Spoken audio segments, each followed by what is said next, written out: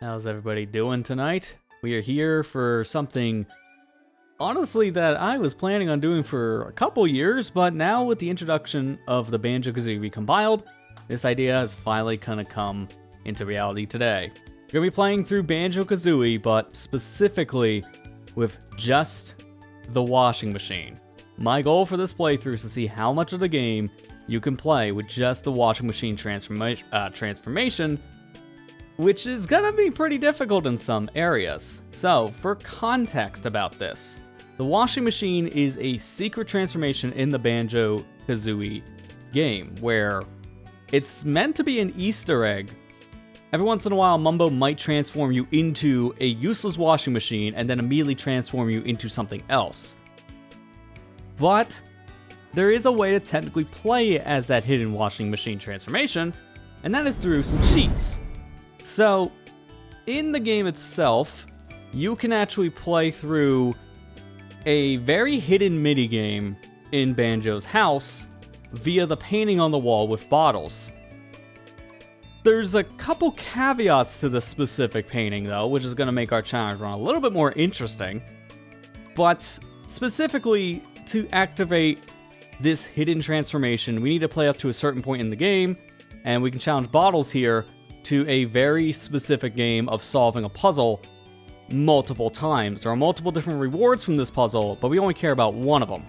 And solving this final puzzle here in particular, if I just skip ahead a couple clicks, this will give you a super secret code as the game puts it.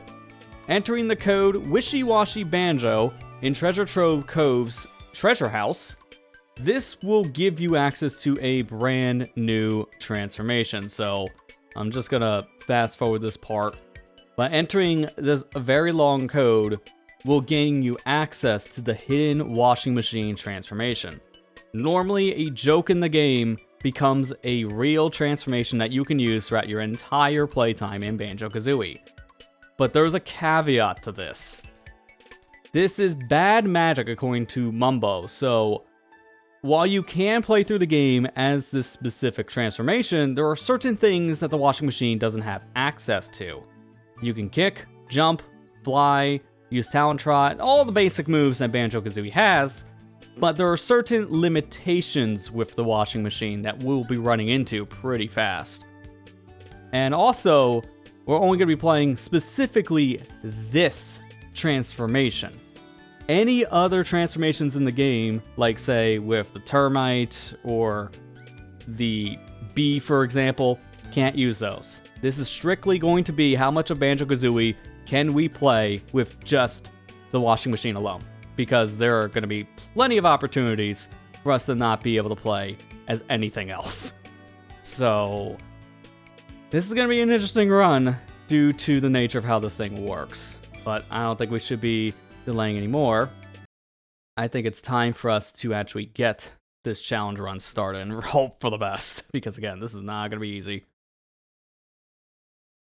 Hey Ethan, how you doing? This is a funny transformation, I will give it that, and the fact that we can play the game with it is even funnier.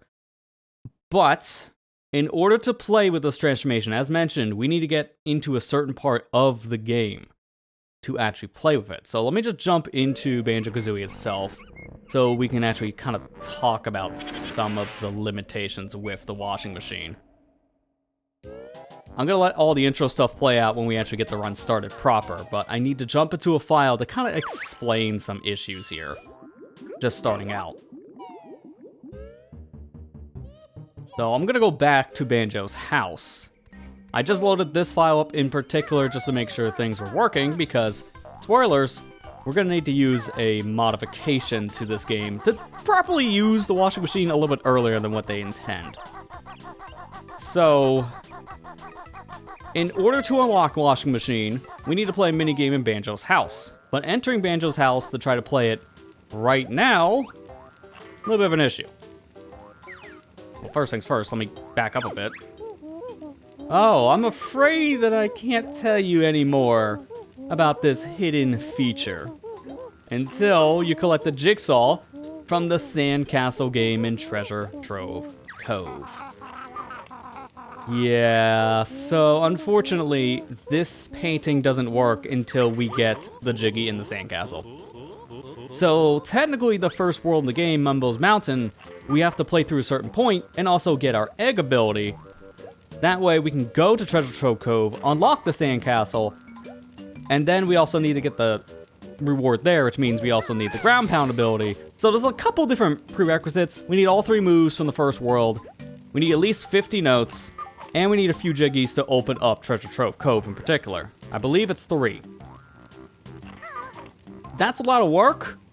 And I want to go back and get those same exact Jiggies with the washing machine.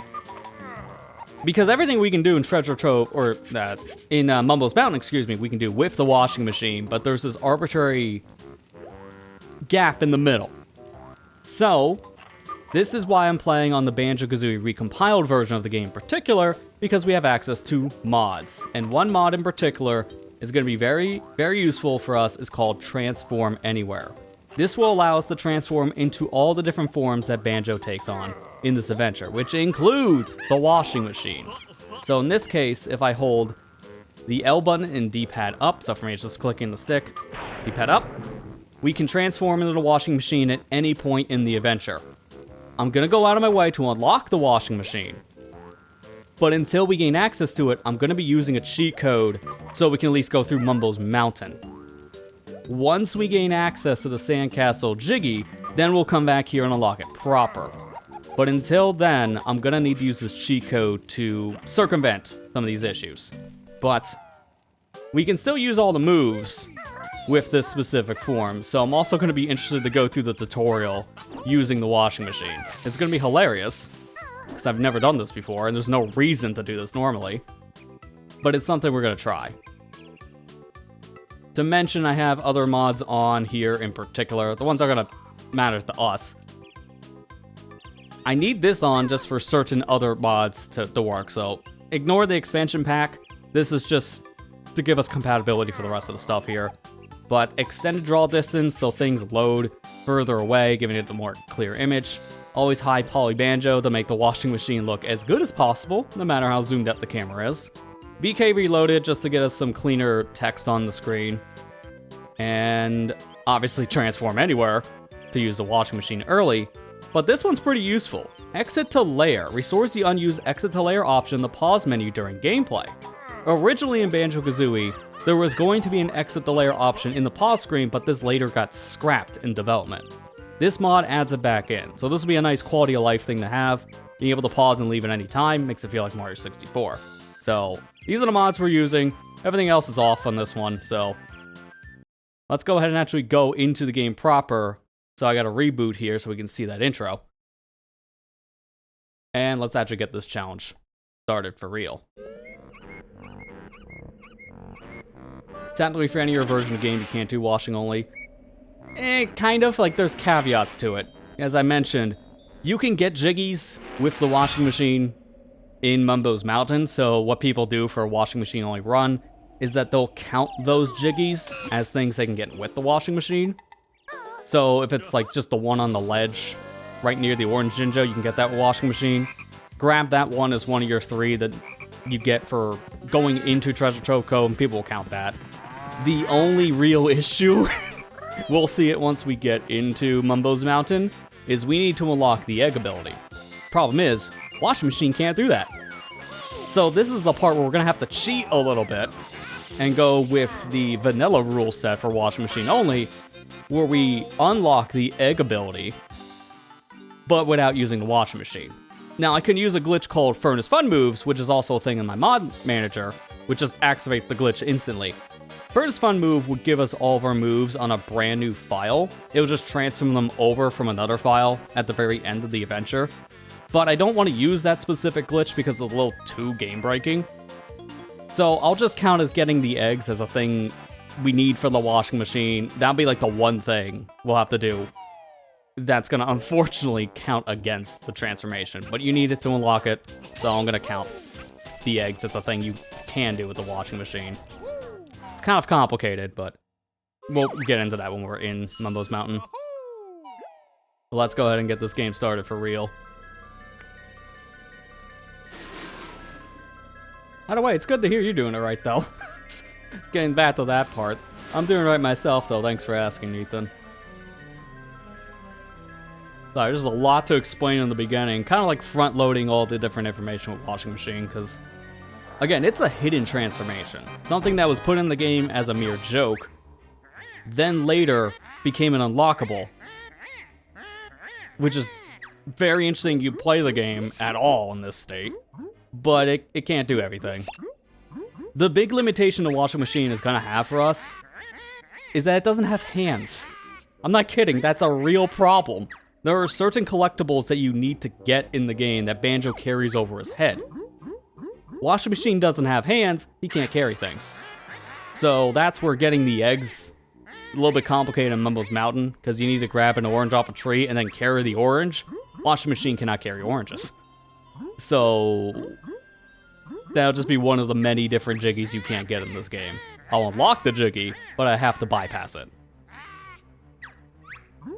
Thankfully, I am playing this game via the N64 release in particular, so this is 1.0 Banjo-Kazooie. That means I have access to certain glitches that were later patched out in later revisions and the Xbox version. A big one is being able to jump off of certain sloped ledges. So I can get a couple extra jiggies because of the version I'm playing on. That's going to make a big difference since I'm not able to get certain jiggies in this game. And I do need them to unlock future worlds. So we're going to be bypassing some issues here. Last thing to know is because I am playing on Recompiled, I do have the note saving on. So we have that nice hybrid between N64 for some of the earlier glitches in the game for obvious reasons. And then note saving of the Xbox version for nice quality of life.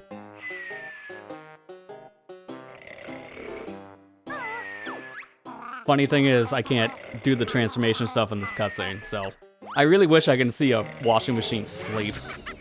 Because that would be hilarious, but he can't do that.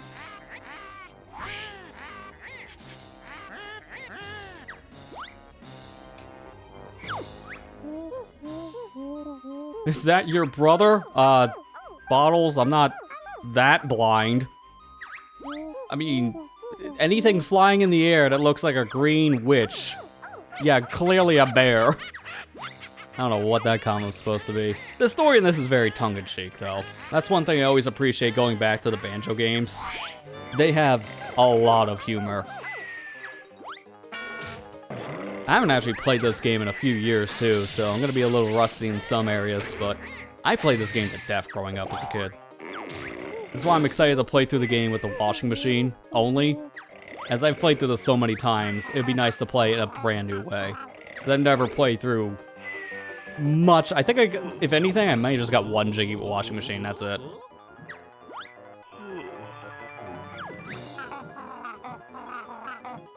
Alright, let's go. There's trouble. And you know, there's one hero that can do the job. And it's not a bear and a bird. It's an appliance. It's time for the Washing Machine to take charge.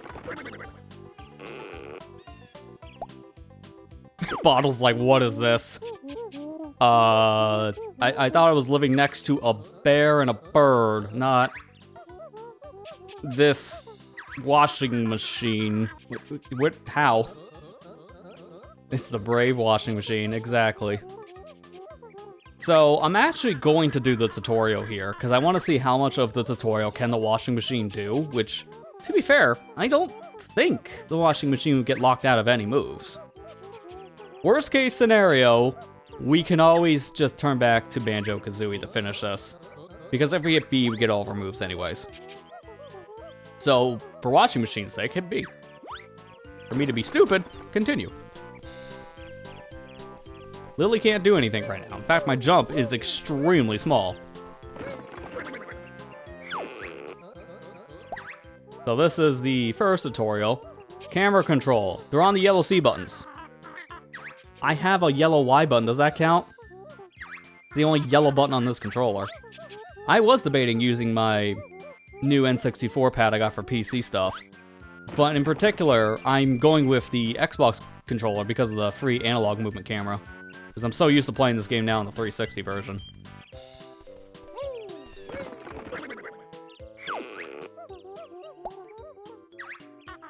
Alright, Alright, yeah, please let me jump more than, like, a foot. This would be nice.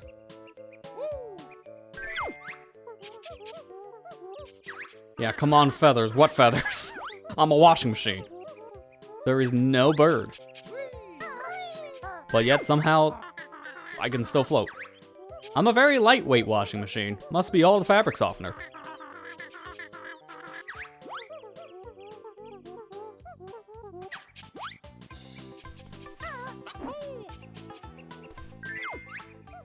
This is so weird. Why is the washing machine flying?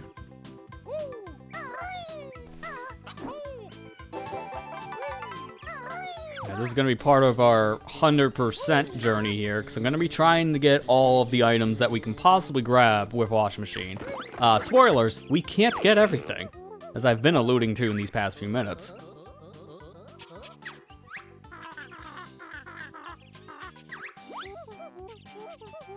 So now we're learning how to swim. One thing they don't teach you here, though, is that if you hold the R button underwater, you can get some sharper turning. And that also applies to flying, too. So, you basically want to always be holding down the R button when flying or swimming for better controls.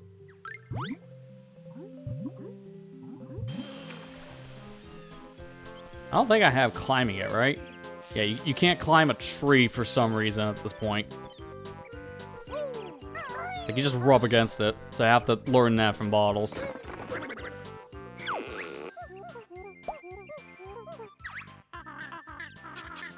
This washing machine can take heights, I think. I'll just have one dent. Alright, that gives me access to climbing now. Unfortunately, I would love the ability to roll as well, but that's not here. That's actually near our house.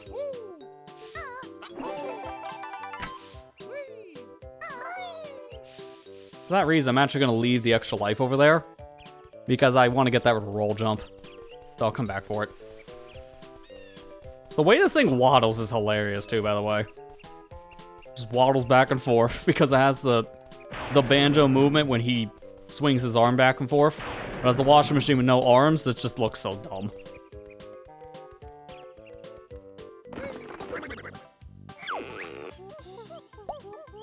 Alright, beak barge. I don't have a beak. So I guess this is just barge.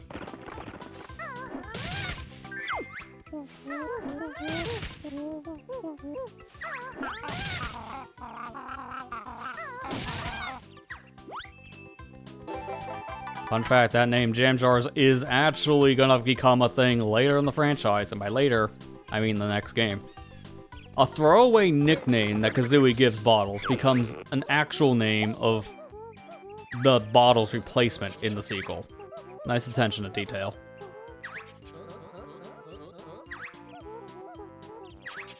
Alright, so this will give me my combat now. Punches, rolls, and I can even do a beak attack in the air. Alright, let me throw down nothing, because I have no hands. As a reminder, this is the punch how it's supposed to look as Banjo. This is washing machine. And I'm just throwing down my lid, I guess.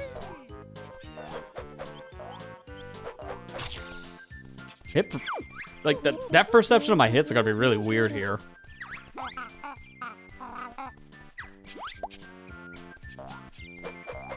I literally don't know where my punches are in comparison to my body.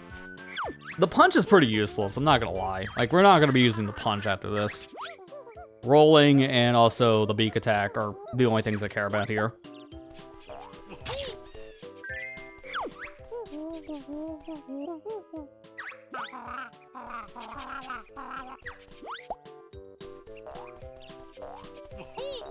This is my tumble effect as a washing machine. I even go through the floor. You can tell this was not designed to actually be a playable thing at first. This, I guess, had to been a thing near the end of development they made as a transformation that you can actually play as. Because this was just meant to be a joke. And then the joke became more than just a visual joke.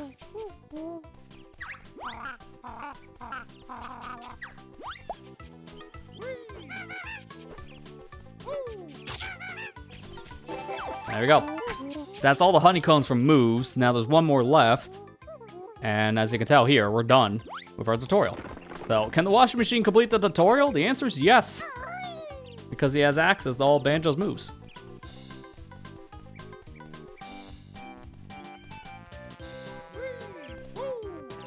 Now I'm gonna just grab me an extra life over here. Why not? Which looks so clean using this PK Reloaded mod.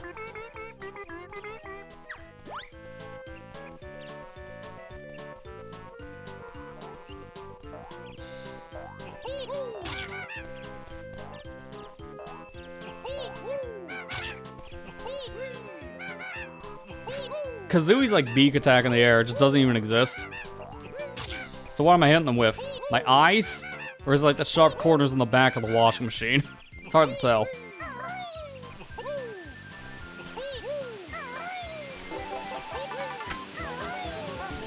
There we go, just get a little extra distance there with my jump because of the roll. And that gave us all our honeycomb pieces in the very first area of the game. That's all that's in Spiral Mountain, it's just honeycomb pieces. So now this area is fully cleared. Don't get used to that, because most areas we won't be able to fully clear. Alright, now I'm going to see if I can do bottle skip here. It's a little precise. If I land on the very edge here, next to his molehill, then I can jump, hover over him, and now we don't have to talk. Thank you.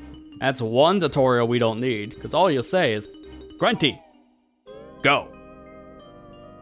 That's about it. Not one-to-one what he says, but close enough.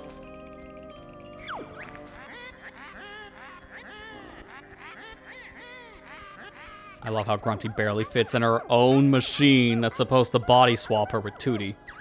And the whole plot of this game is just such a Saturday morning cartoon vibe. Grunty wants to become more beautiful, learns that Tootie's the most beautiful girl in the land based on her little fortune teller dingpot. So this whole plot is just her trying to look better. That's it. But they never have the idea of hit the start button during all this. Because I don't know why they don't just, I don't know, transform during all this. Alright, but give me the first Jiggy. One nice thing about this transformation is that there is a Jiggy dance that you see every single time you grab a Jiggy, and you skip that dance using the washing machine. So we don't have to watch that animation every single time. There's a mod in this specific version of the game that replaces the Jiggy dance with the Banjo-Tooie animation. So it just skips the dance entirely. But we're doing that just by being a washing machine. So I didn't have any need to turn that mod on.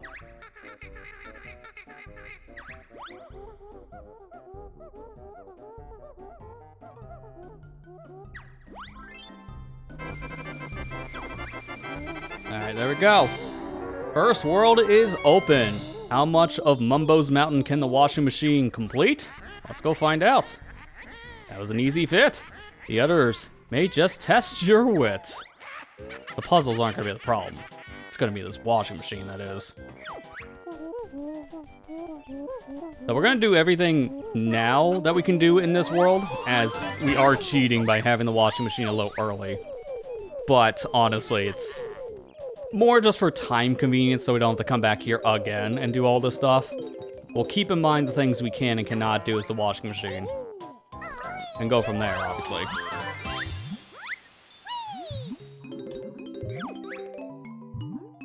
I need to get as many notes as possible, as we need 50 notes just to get out of the first area.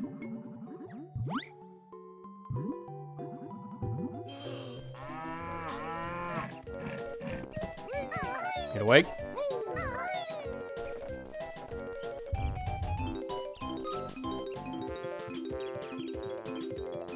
One of the first things I love going for is Talon Trot, so we're getting that immediately. Talon Trot's just a must in this game, just because of movement. It's so much faster than just walking. Plus, this also gives us access to climbing up steep slopes, which we need to even leave this part of Grunty's lair that we're in now. I guess I should show off one of the Jiggy dances. You can get this with or without the washing machine. I'm gonna grab this as the washing machine just for the context of the dance.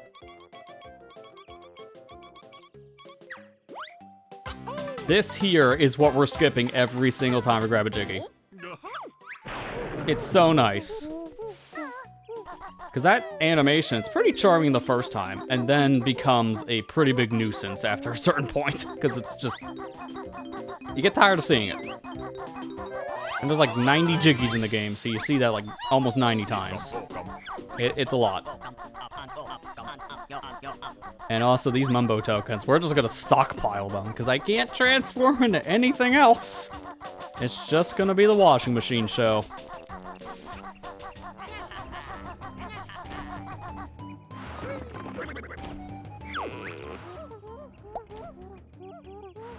This is our ground pound, essentially.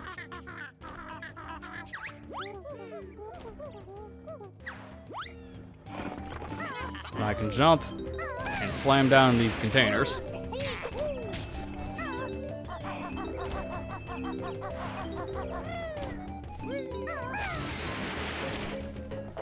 And these eggs we're gonna need to actually unlock the washing machine. This is where we're gonna have to cheat a little bit, unfortunately, in this run. It's the only time I'm gonna be trying to do something without the washing machine, because you need eggs to even unlock it.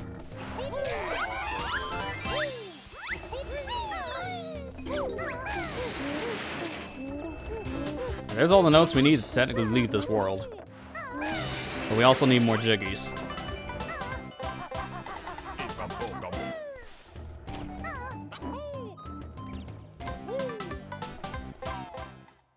Might as well walk into here and say hi to Mumbo, and then not use the services, because I am not wanting to get to any other form. Except for one. That's another caveat we're gonna have to talk about later, but that's much later in the story. I have plenty of tokens! No, I don't. So, for the sake of this specific run, the mod in question I'm using would transform anywhere. I have it set to allow transformations in general, and token payment set to no. The reason why I had to set this to no is just to get the stupid washing machine to work. Because otherwise I couldn't get this to work at all, so I just have it set to on. I can't use this. I'm gonna ignore you. Once I get the washing machine for real, then I'm not gonna have to have that specific setting on.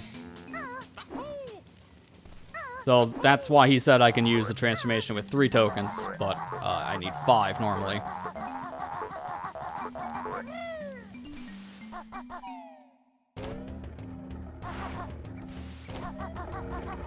We'll be back here with eggs.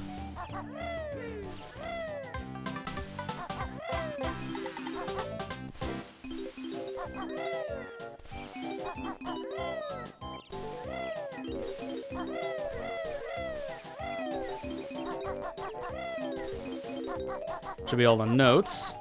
Now let's go get the honeycomb that's just in the middle here of the mountain.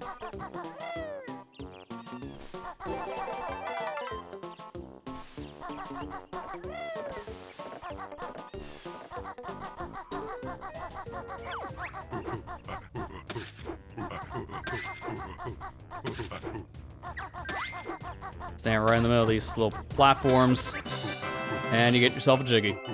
But here's the complicated part now.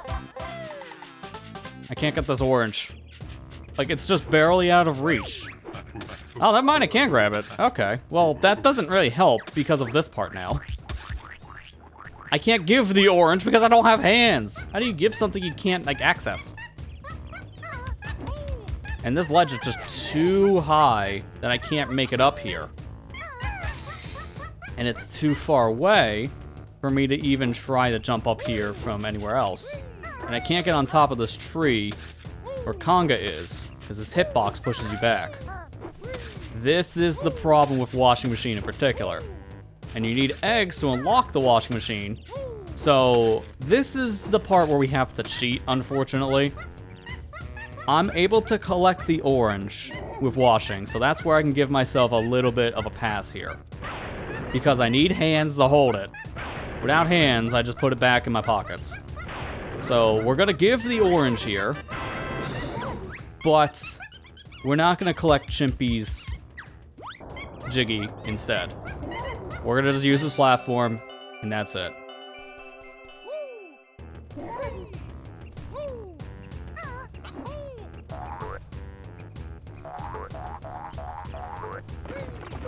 I can't even do anything else here because, again, washing machine can't get up here. So, I can't attack Conga.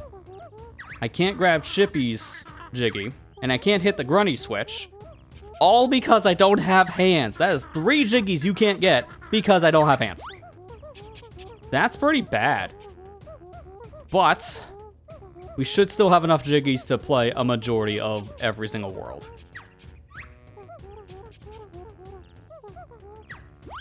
So again, I kind of have to cheat to get this in particular, but I can't stay up here anymore.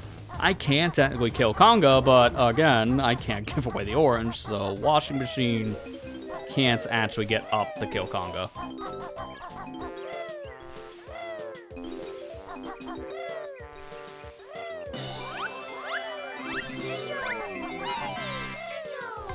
Alright, so give me the Jiggy here.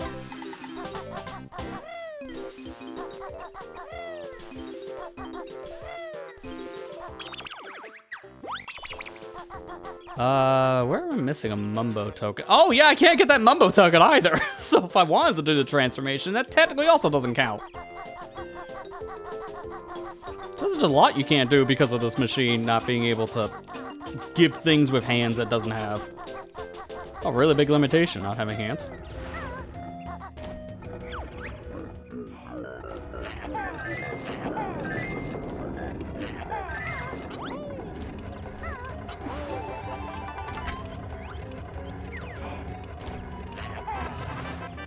Go. Now, thankfully, though, because I'm playing on the original release of Banjo-Kazooie, I do have a trick up my sleeve here to get me another Jiggy. Normally, you slide off of these platforms. You need to be a termite, as this is too steep for the bear and the bird. But with some clever jumping, you can get up these slopes. Now, this is something they patched out in later releases, so this is why I need to play the original release of Banjo-Kazooie. And it's pretty precise. It's almost, like, frame perfect on jumping. Like, I have to jump as soon as I land on these platforms.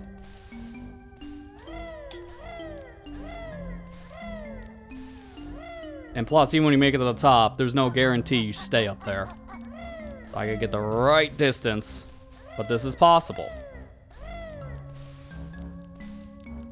It's gonna take me a couple of attempts.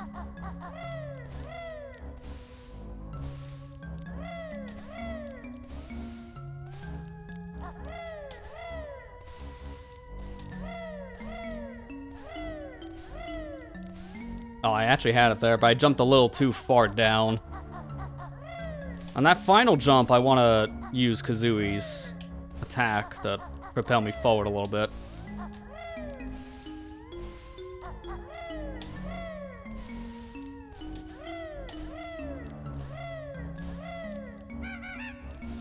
There you go.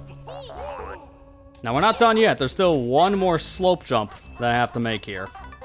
And this one's also a little close. Because I can't jump off of a slope more than once. So I gotta get on like the very edge of this. And then I can jump up like that. There you go. Easy. And this makes for everything we can do here in Mumbo's Mountain. I can't get 2 Jiggies here. Other than that, we got all the honeycombs, all the notes, and the only 2 things we can't get, we'll have to just leave. But before I fully leave, that's why I want to go back in. That resets Chippy. I want to see if there's a way to maybe get to where Conga is without using anything else. Because again, I can grab the orange, but I can't give it. So this area's all off limits. The fact I can grab the orange is kind of insulting. Because you're just literally pixels away. Chippy doesn't have a hitbox that he can stand on, so he just pushes you away. And I'm literally just, I think, pixels away from being able to land up here. If this was Banjo-Tooie, my ground pound would give me a little bit of extra movement, so I can use the height from the ground pound to get up there, but you can't in this game.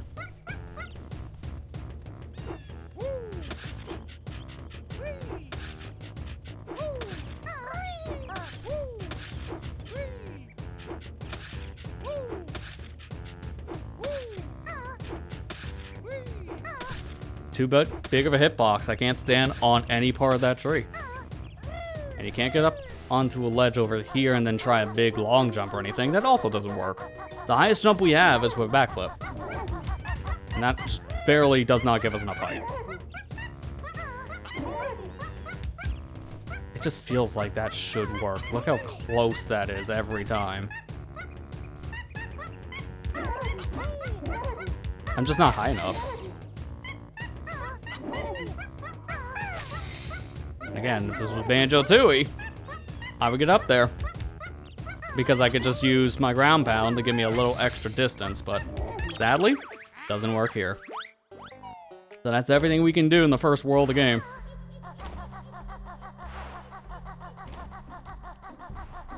And if we can get up there, I could technically get the other termite Jiggy, because I can do more slope jumps on the outside of Mumbo's Mountain, but it doesn't really work here.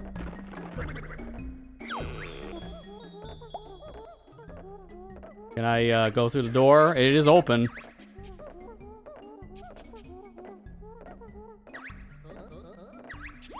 How many do I need? I don't know. You opened the door. You tell me. You found a way in? Why you're asking for my help? Oh, we still did a little victory jingle dance when we were opening doors, funny enough. Oh, I'll get to you in a minute. I need to open up a notepad. Okay, it was 2 Jiggies to get in Treasure Trove Cove. I'm thinking it was 3. Technically, you needed 3 in total. 1 to open up the first world, and 2 for Treasure Trove. So that's why I'm getting 3.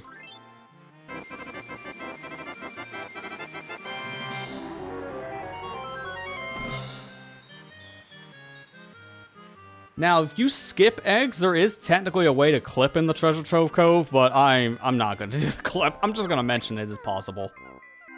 But it's extremely precise. You have to, like, push your way out of bounds and then swim into the area of the treasure, and then you can fall into this loading zone. It's very hard. So for the sake of this run, pretend I do the trick.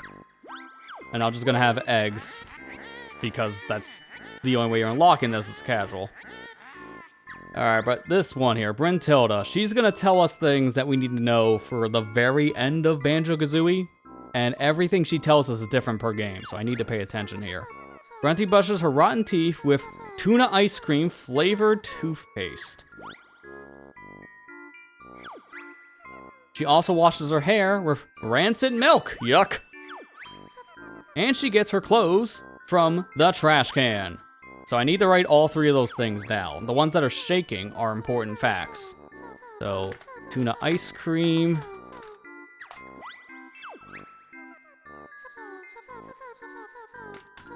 Rancid milk. And finally, the trash can. Is it the same trash can that's found in the final world of Banjo-Tooie? That'd be hilarious. Because there's an actual trash can in...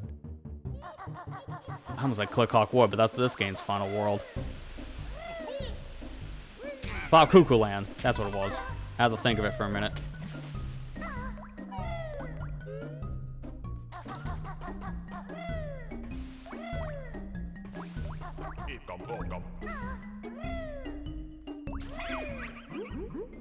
There we go. Activate a magic cauldron. Come back for that way later.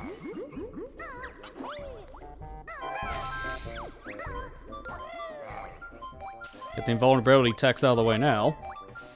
Doesn't really matter.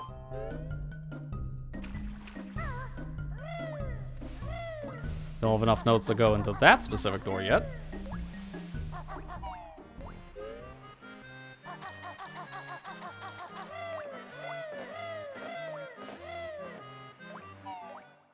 And here we go. Treasure Trove Cove. We're gonna do nothing in here outside of go get the washing machine unlocked.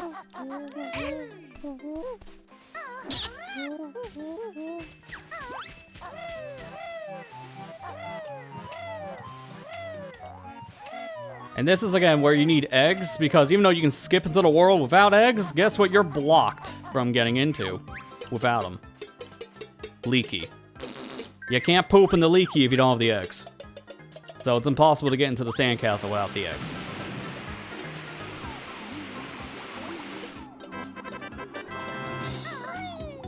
There's a little bit of a glitch going on here.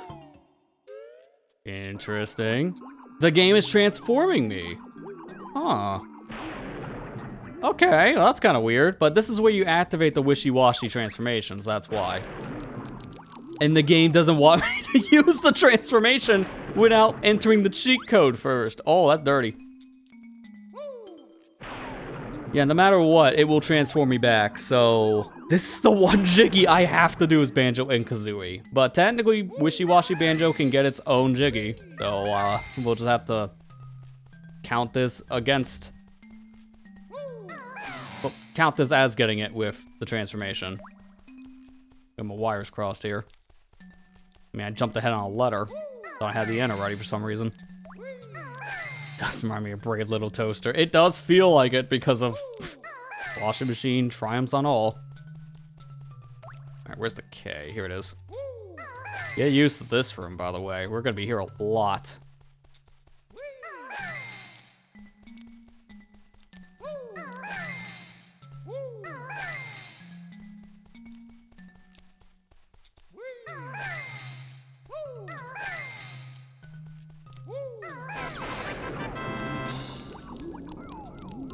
Lily does not care what form I'm in. It will just put me back. Cheap shot. I have an idea. I want to get this as the washing machine, so 1, 2, 3. Got it. Technically, the washing machine collected the Jiggy. It does count.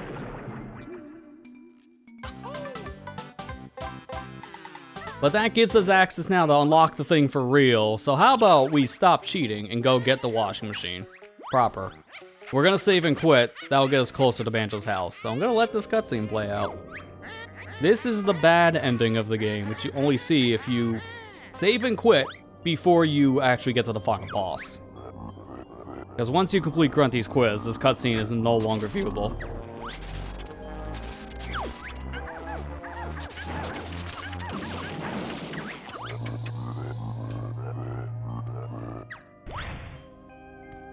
So this is all Grunty was wanting. She just wants to make herself look young and beautiful in general. Which I'll say, the machine did its job. She looks entirely different. Somehow it even ditched her hat, gave her a new dress, and high heels. What an interesting machine. And then this is the new form of Tootie. Which... honestly, she kind of looks like a Kong from the Banjo-Kazooie games. Or Banjo looks like herself. From the Donkey Kong games. Some of the design of Banjo-Kazooie, I feel, was inspired by Donkey Kong designs, because this is Rareware, and they were working on the Donkey Kong trilogy at the time. Alright, I do now want to quit out of here really quick, as I want to access my transformation mod and adjust certain things.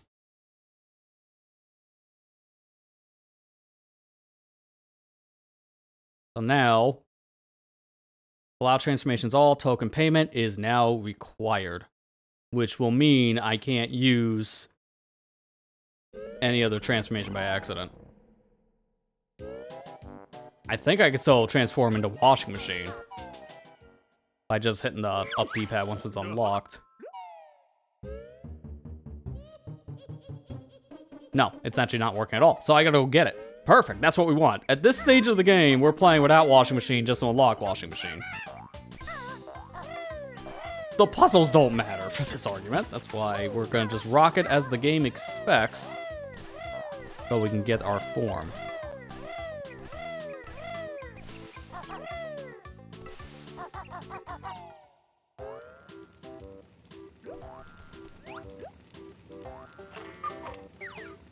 Am I not close enough?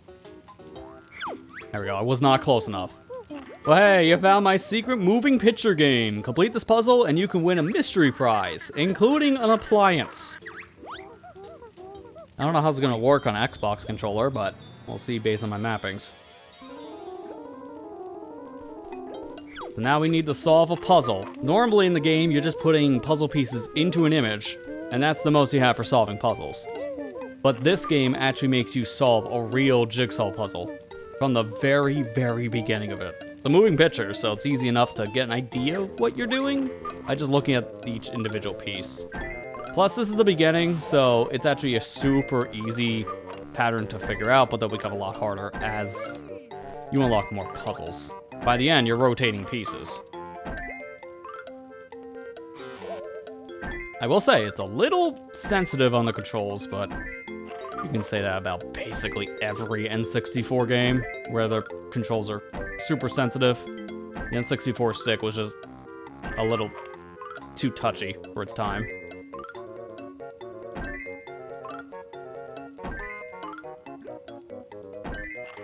There we go, last piece, and we're good. This game later became a thing in Banjo-Tooie, where they used this specific puzzle-based minigame to unlock the future worlds. Alright, now he's telling us our codes. We don't care about any of these bottles bonus codes, but once you complete this puzzle, then you can access all those codes. I'll type them all in, just to showcase what they do. But we're only caring about one in particular. We also get some sneak peeks of later worlds by playing this now. So we saw Banjo's house to start, but now we're seeing the 5th world in the game here, Freeze Easy Peak.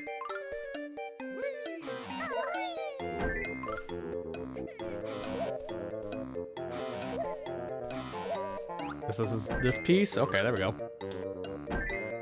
We have plenty of time for the beginning couple puzzles, but I will say the later ones I feel like I need a little bit more time on.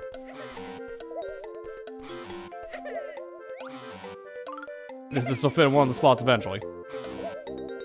Process of elimination.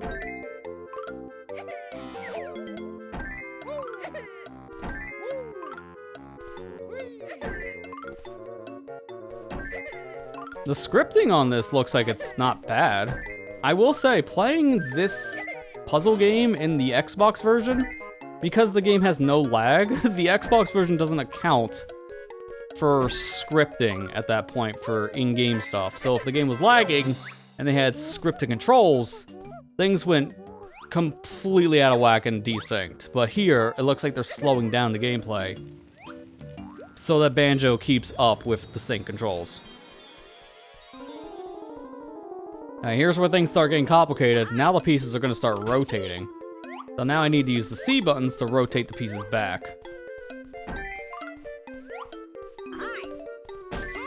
And thankfully, because we can see what's going on in the background just without color, that tells us where these pieces can fit ahead of time.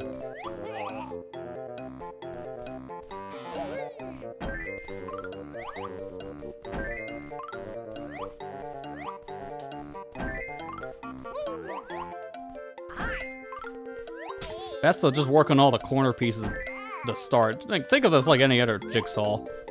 Corner pieces to start to make your life easier, and then start working your way inside.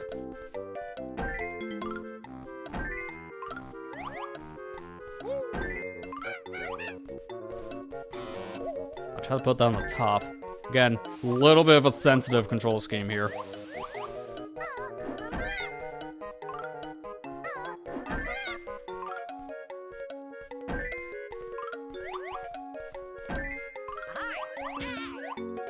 There we go. There's our third one complete, so this will give us bottles bonus 3.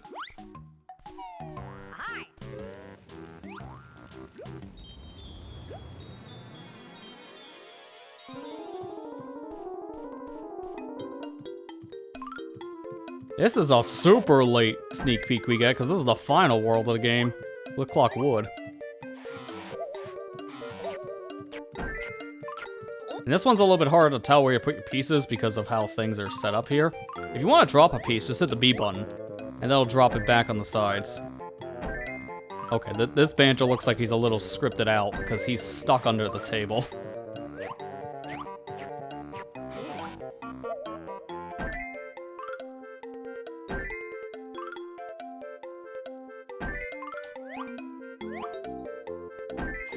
Like, if I had some practice going into this game, because I just, not too long ago, played a puzzle game called Strange Jigsaws, which I highly recommend it if you just want a quirky puzzle game.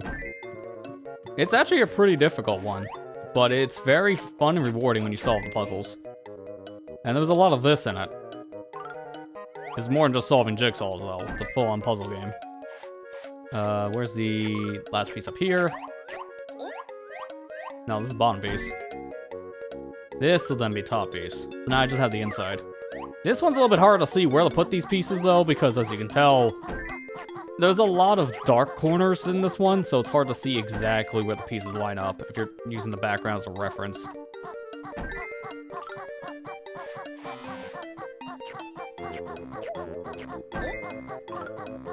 Doesn't help that, again, the game scripting kind of has Banjo run to a wall.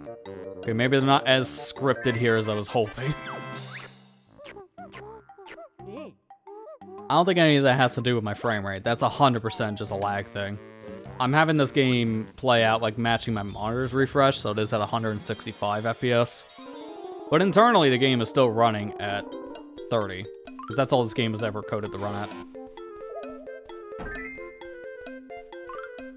If you try to force a game that was originally designed with only one frame target in mind, and try to force that up, that's when you start running into bugs.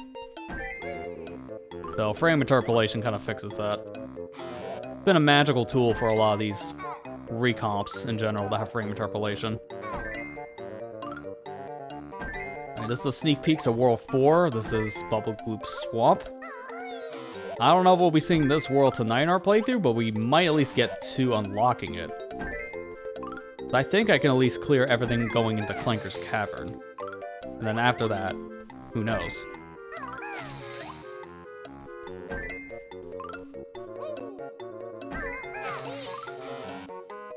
Oh, put it there. There we go. Up a piece.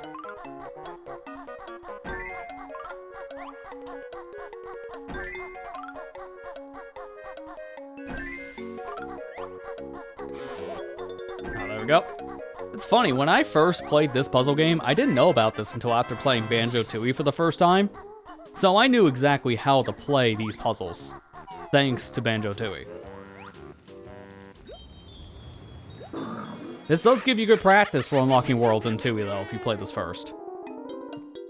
Alright, now we're into World 7. There we go. This is Mad Monster Mansion. Also known as your spooky level. So play this in October, I guess. I have the piece. Thank you.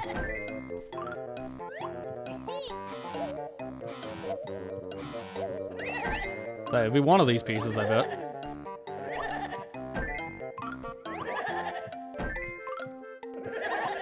Corner piece goes here. Put you down here. Okay, up here.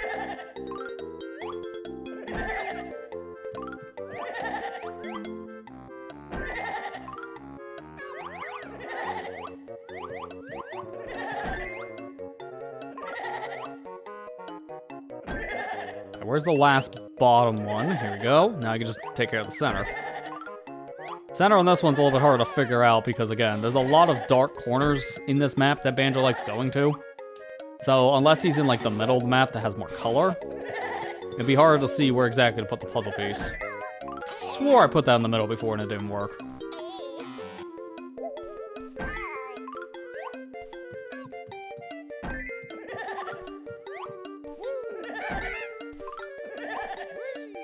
There we go. Another one down. Here's my last prize. It's big bottle bonus. But we're not done because, like, I fooled you. I got one more. So there were 6 bottle bonuses, but he throws in one extra puzzle at the end. I don't know what he was trying to say there for a second. That was kind of weird. But this is the one we actually care about. This is why we're here. The other rewards, they're just kind of extras, but this is the reward we want.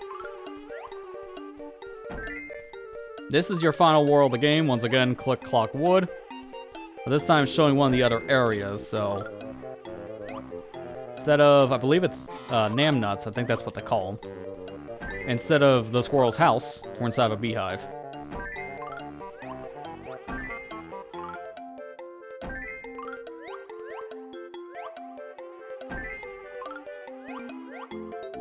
Thankfully, these pieces are all, like, specifically designed on their fit. So there are very specific pieces you can easily figure out where to put because of just looking for certain edges.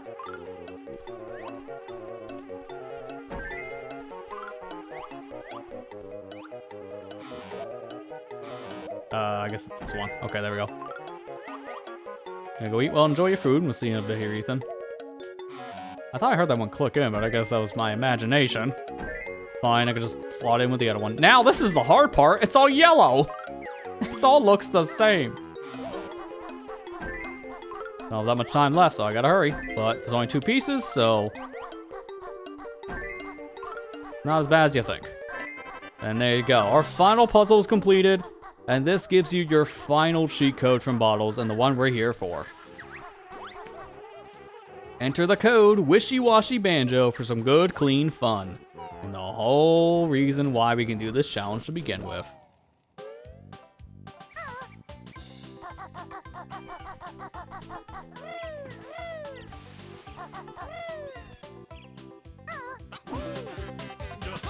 Have to grab the life again because your life count resets every time you turn off the game. I feel like that's a staple for so many 3D platformers because almost every single one I've played over the years does that. Even more modern games like the Mario Galaxy franchise.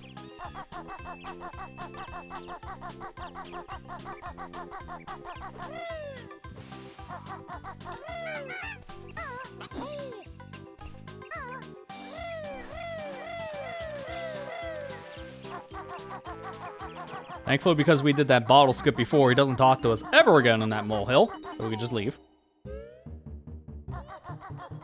Now let's get back over to Treasure Trove Cove Sandcastle to enter these codes.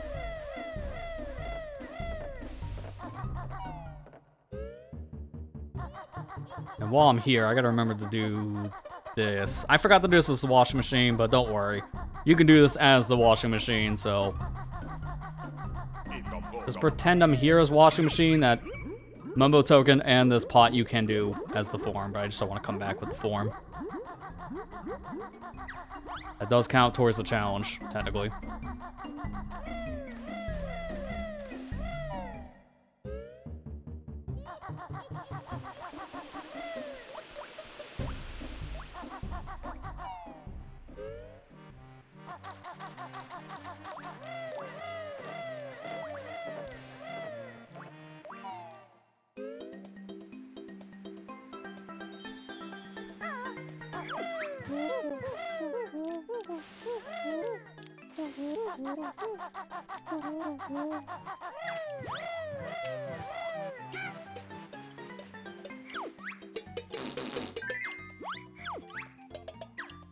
I gotta do the same pooping trick again, and now we can go ahead and get our rewards here.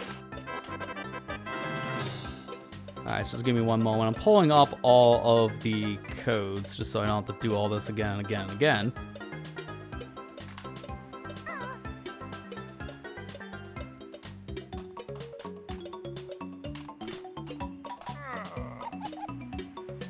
There we go, I got them now. So, from bottles, pull those up. I don't have to memorize all these. First things first, kill the crab. We can do all this with the crab gone, so doesn't matter. Alright, let's show them all off. So first things first, bottles bonus 1.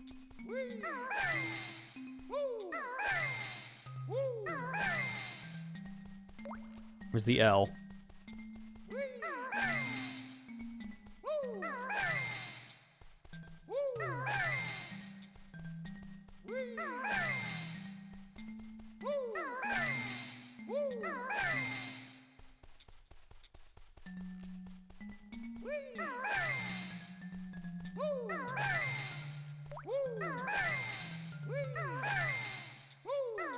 There you go. There's bottles bonus 1, and it just gives you big head mode. Look at you! Yeah, you can change back at any time. Just type no bonus and it gets rid of it.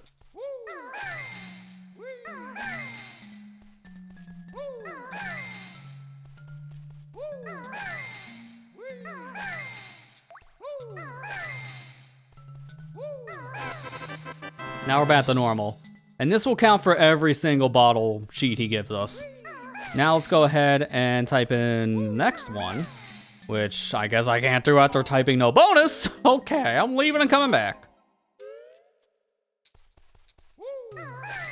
There you go. Alright, well that was kind of stupid. I forgot about that. So bottles bonus. Number 2. This is the one thing, though, I really hate about this game, though. Much as I love Banjo-Kazooie and Banjo-Tooie, they're both fantastic games, entering cheats in both are terrible. Worse in this game, though, because of how long it takes, and you'd have to just smash the ground with your beak. It's not fun. And in 2, you have to shoot a board with eggs, which is also not that great, especially when enemies get in your way.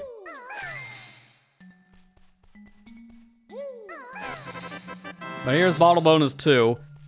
Big hands. Very big hands.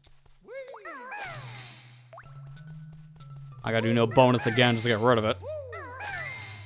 Every time I'm gonna have to do this. So entering code and then getting rid of it.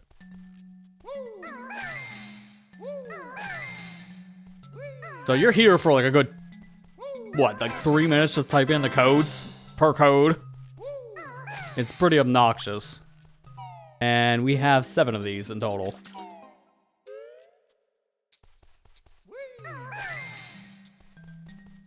Yeah, they make the cheats a little bit easier to type in Banjo-Tooie, but it's not by much. The shooting gallery still has its own fair share of problems. Not to mention, if you have the homing cheat on, when an enemy walks in front of you, you can hit them instead of the board, which makes the homing cheat actually kind of a detriment for cheat codes. I usually turn off the homing cheat if I'm entering cheat codes in Banjo-Tooie.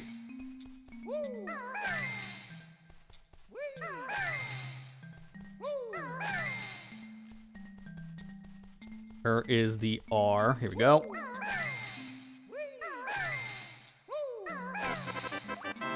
Now this one looks like nothing's changed until you pull out Kazooie, because Kazooie now gets the big head mode. Which looks very goofy when you're doing the ground pound like this. Also, I started to put in no bonus backwards. Actually, I think I can leave and come back, and that should allow me to type in a new bottles code, even with this one active. Yeah, alright, so I'll just do that going forward.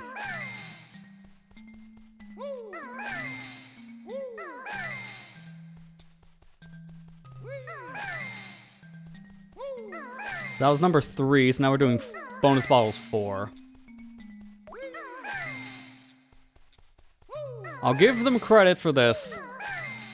Unlocking your cheats in both Banjo games on the N64. Unique. I'll give them that. This is a unique way of doing it. Doesn't make it good, but it's unique.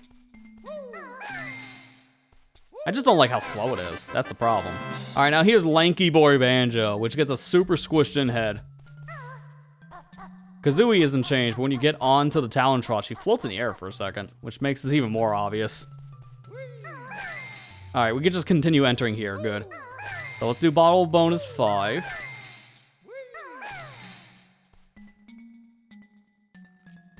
Okay, never mind. I guess it doesn't want me to do that unless I leave and come back, because 2 T's didn't work.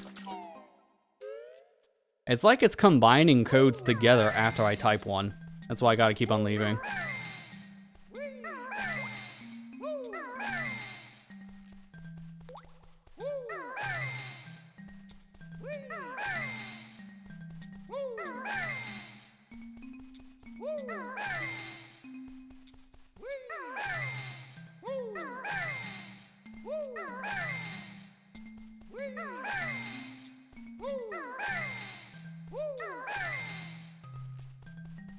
Where's the V?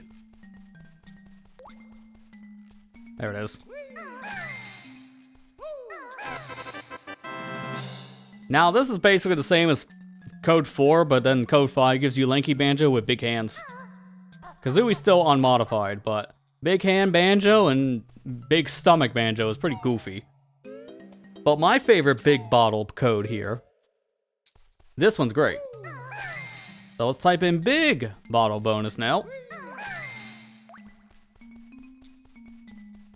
Unless I find a stupid G. This is another thing I don't like about the cheats, because this is not in any kind of order. Like, these letters are just kind of like throw in a blender, and then just spat out wherever they land. Because there's no specific pattern to these letters. They're just kind of everywhere on the board. It's also like that in Banjo-Tooie to a degree. I think it's a little bit better, but not that much.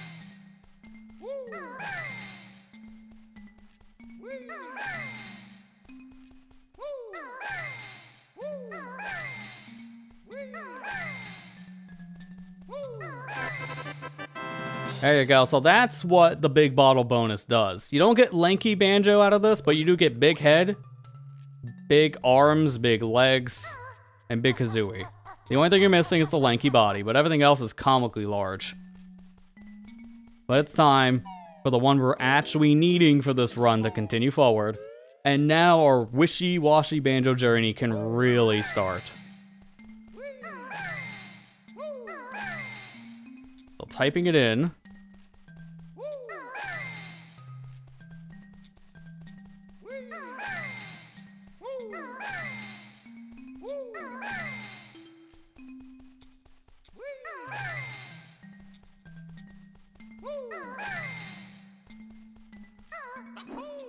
Up a little bit of extra flashiness there.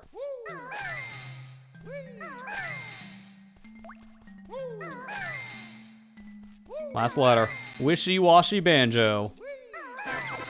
This is gonna unlock our transformation. Hey, that much bad magic. Washer not as good as Bear. Don't come bawling to Mumbo if can't get through all worlds. So now we have access to the washing machine for real. And if you want to disable it, the game really doesn't want me to do no bonus anymore, so guess what we have to do again? Jeez, that makes me do this all the time.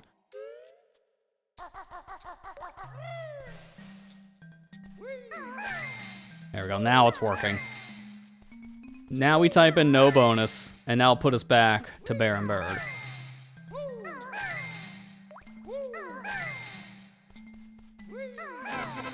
There we go.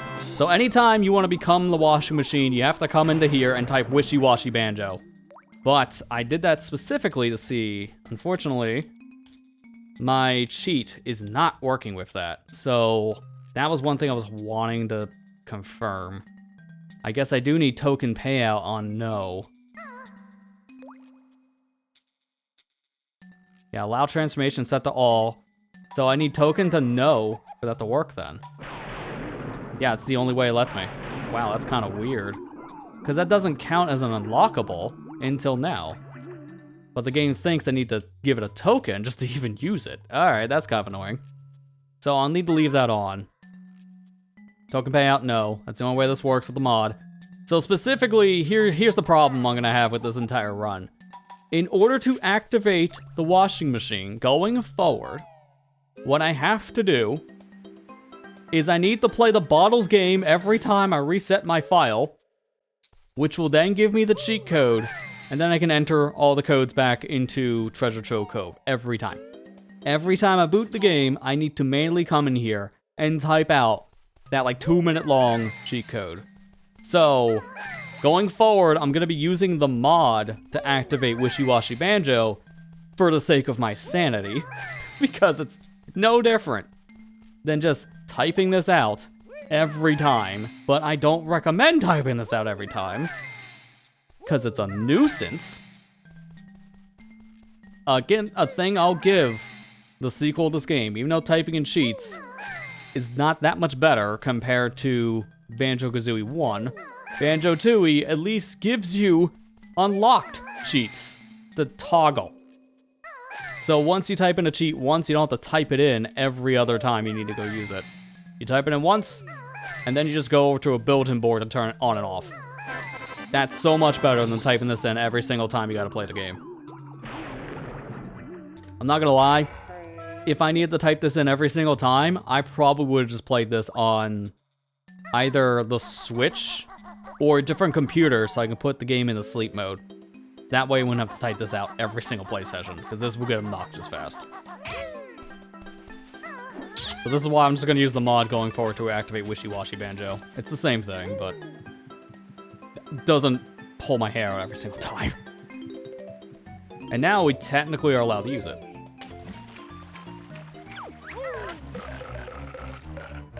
Alright, here you go. Let's go, Snackers. Eat egg.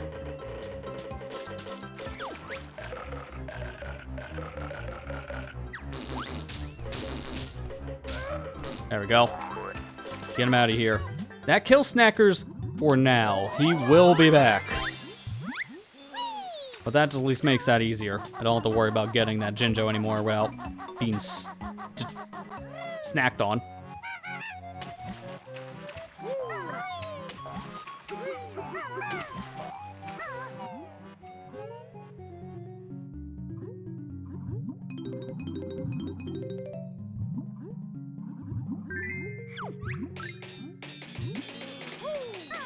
Nothing up here, so we can go ahead and move down. This is something we can sort of do. This specific crying blubber up here. I did not mean to poop. He wants us to get us these golden bars, but guess what we can't give him without hands?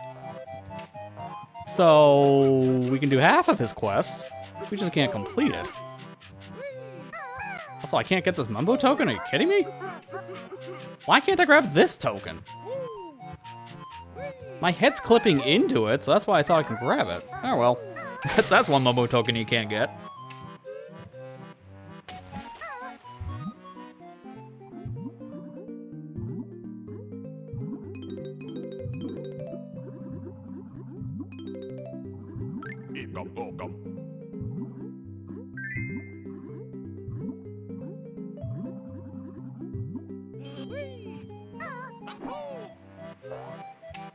So again, without hands, we can't do this.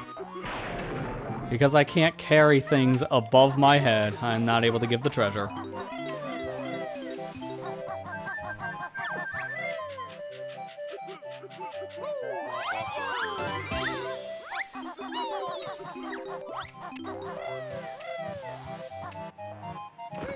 Alright, let me at least get the flight pad so I can actually use this to fly around the whole world. It's time for the... Well, I was gonna say chicken legs, but there's no chicken on your back. Piping on the back? I don't know how you're gonna do this flying. Like, use the pipes, I guess, as an exhaust tube?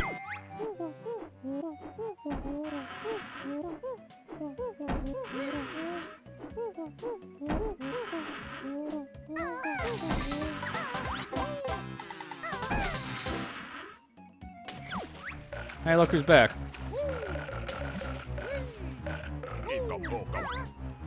Wait for him to disappear.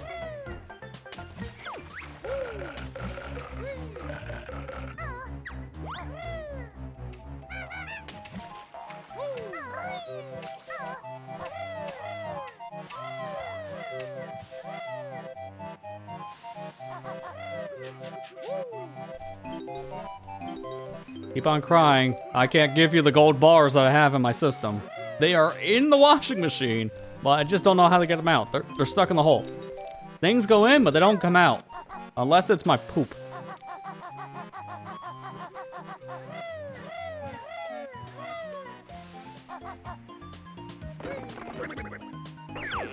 Now I'll get the shock pad so I can jump up higher. And that's the last move in the world. After this, we're gonna get one new move per world, and that's it, going forward. And even then, after the 6th world, we're done with moves entirely. Kind of feels weird. After the 6th world in particular, they just stop, but that's how it's designed. It does kind of feel more like we just ran out of ideas at one point and didn't want to cram stuff in that we just didn't need to put in the game.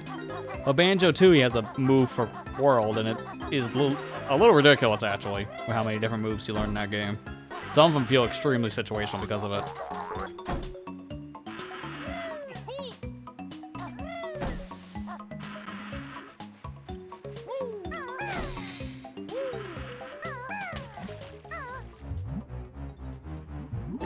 This one's kind of scary to go for. Need to get chomped just to go get that honeycomb piece. Can't really avoid it.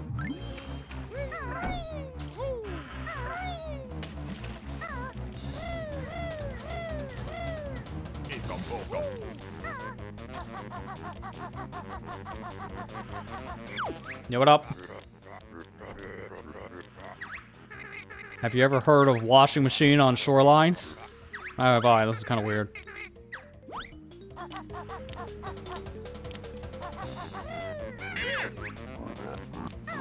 Thankfully, Nipper here is pretty easy to fight. Just wait for him to pinch around, and then when he's done, attack him in the face. The third hit's the most complicated one, because it does not give you that much time to react. Also, my washing machine hitbox is kind of weird. So that made this a little bit harder than it needed to be.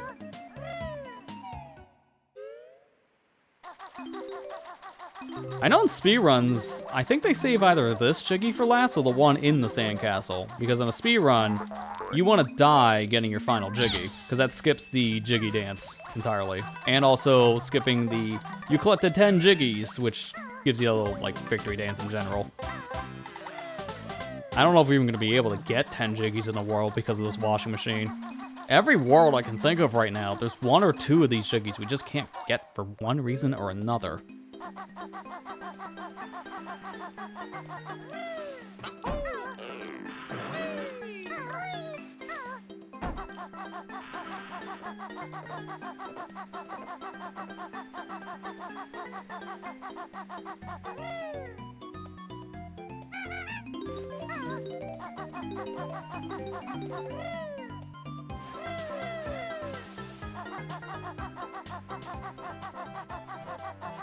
I feel bad for Blubber. I want to help him, but I don't know how to give him gold bars.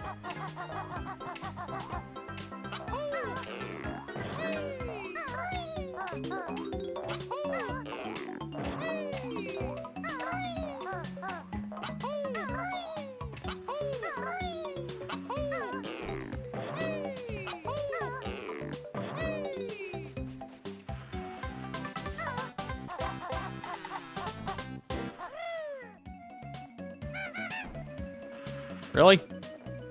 I'll get that Ginger later then, because I'm coming back here.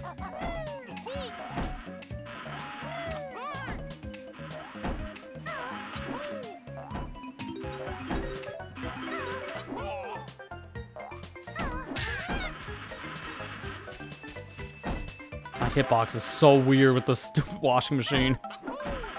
I'm so wide, but my actual hitbox is pretty small, because I still have the bear's hitbox and not a giant washing machine's hitbox. That's why.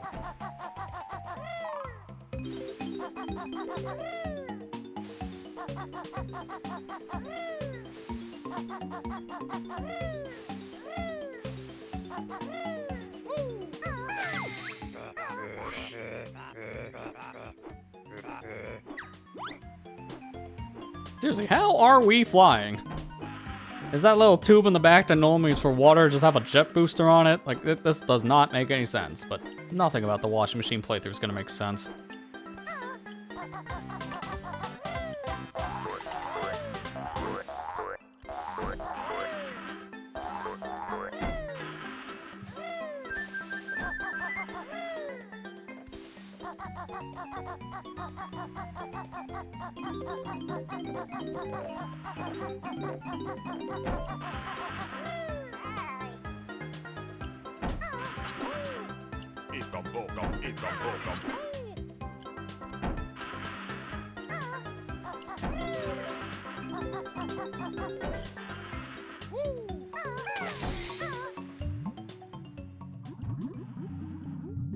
Maybe you?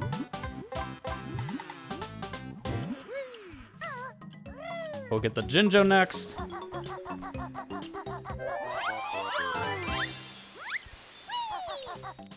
A crab, which is perfect timing because I do need some extra health. Now give me 2 health if I just smack him with a ground pound. Guess we'll get the Mumbo token while we're here as well.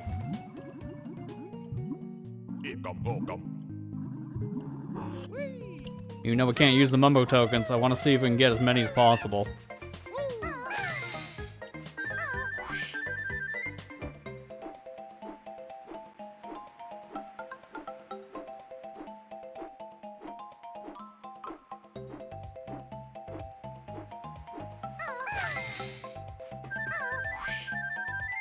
Look at all that money down there, or not that money, the honeycombs. Which is nice, I can do free cam in the flight like this. I don't know if I can do that in the Xbox version now thinking about it. Free cam in this doesn't work the exact same as the Xbox release, which is throwing me off a bit. But it's for the better. I think this is a better free camera.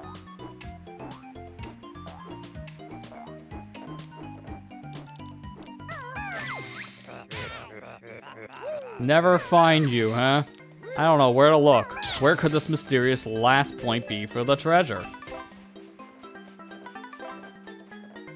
You idiot. That's like 3 steps away. And he's trying to make it all like, it's a mystery. You'll never find me. I found you immediately. There is no mystery here.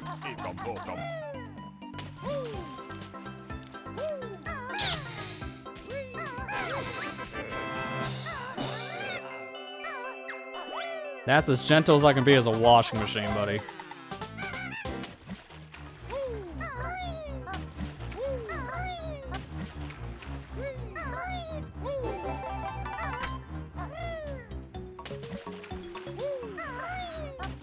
Now, unfortunately, I fell off from the top, so not only did I miss my Jinjo again, which I swear, this Jinjo just feels cursed. I also missed my other set of notes on that platform, so we're going back up.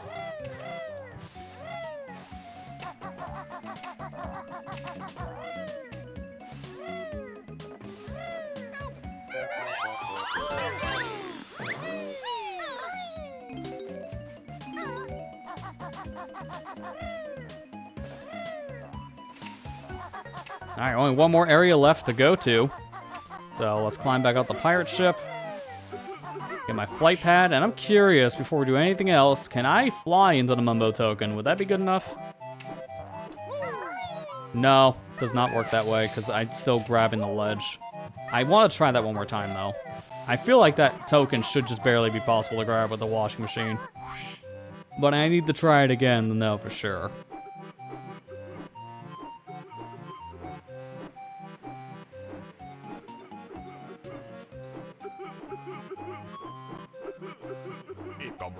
I knew it. I knew that was possible. It was just barely in reach.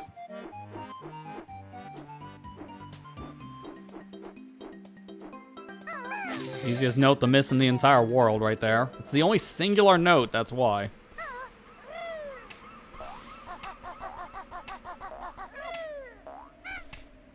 I give me my final Jinjo. And now there's only one other thing we can do in the world. And that's to climb up this little spiral mountain. I get the reference.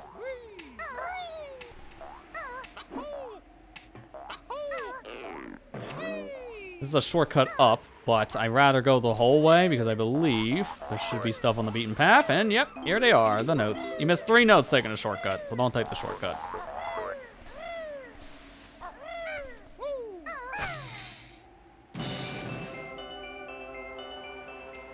Hey, welcome back, Ethan. How was that said food?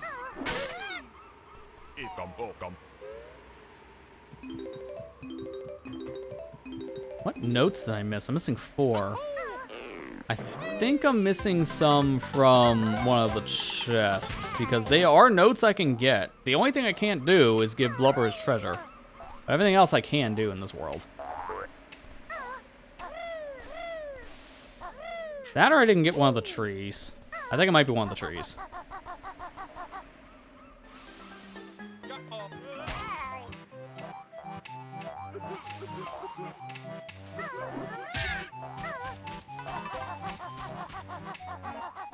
Let me just take a good clear look. Oh no, I remember what I did, because I was not paying attention every time I entered my codes. I missed the stuff in here, which are easy notes to grab. That was just my bad. And there you go. That's all 100 notes in this world, so if we check our totals, we have everything here outside of 1 Jiggy, and that 1 Jiggy we can't get because we need hands. I feel like this is going to be a recurring trend. But everything else is good, so at least I got all 100 notes again. Notes are also super important, so the more I can get, the better.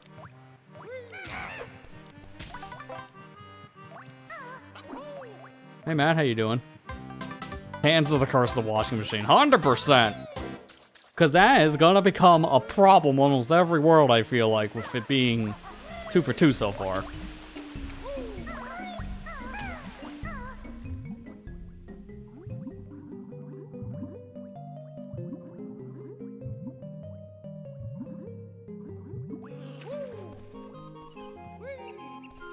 Hello, Brintella. Tell me more of your secrets. Hungry Grunty's nickname was Jelly Belly at which school? Let me write that down.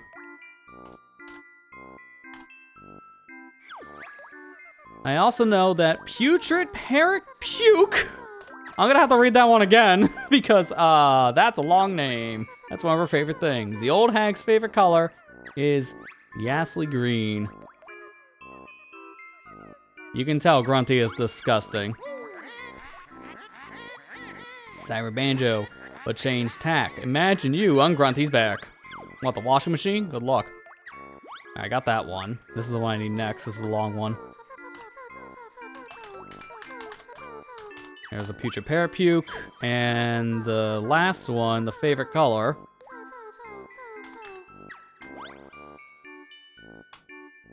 I'm gonna have to just confirm the gray part. She says it's kind of fast. Okay, yeah, it was ghastly gray. Those are different every time you play, so I gotta write down what she says. It is randomized.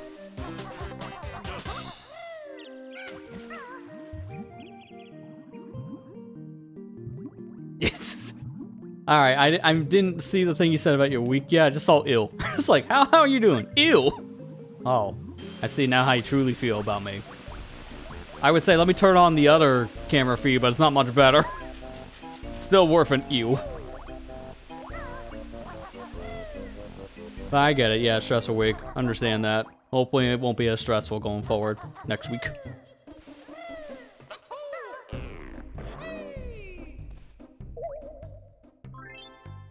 This is also our first puzzle. Bottles finally tells us, hey, you can put all the pieces down by just pressing Z. Like, thank you. That speeds things up so much. Not avoiding Resident Evil 9 by watching the stream. I see. Priorities and or I don't want to be spooked today. Either way, appreciate the viewership.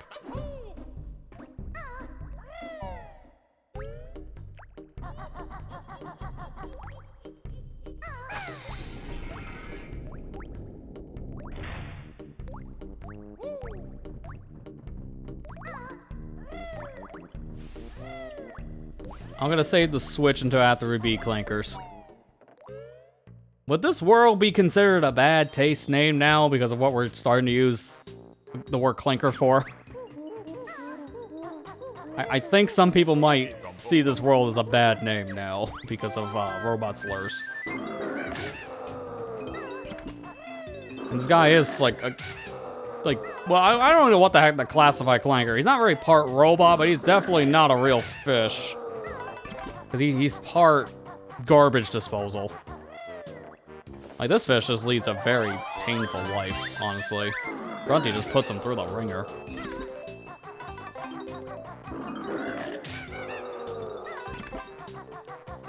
Yeah, cyborg fish is probably the better way of putting it. Not fully a fish, but also not fully a robot. Cyborg's like the good middle ground.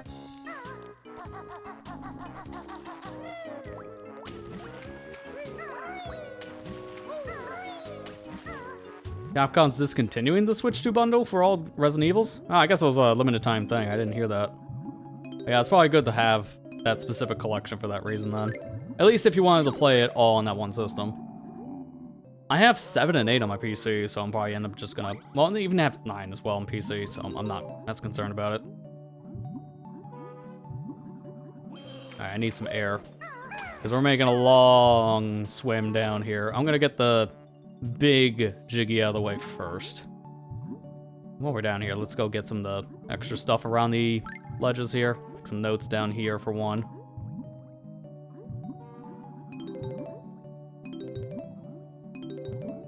Yeah, still buy them separate. Yeah, it's just a physical run it seems like they're probably going to do for a short time. Which is probably the better way of going due to pricing, I would imagine.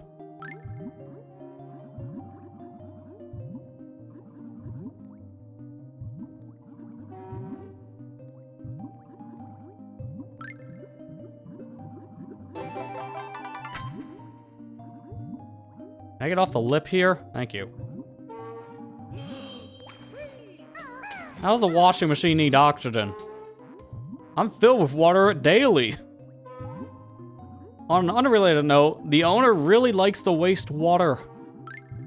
Washes one pair of socks, turns on the washing machine. What are you doing? We're in a drought.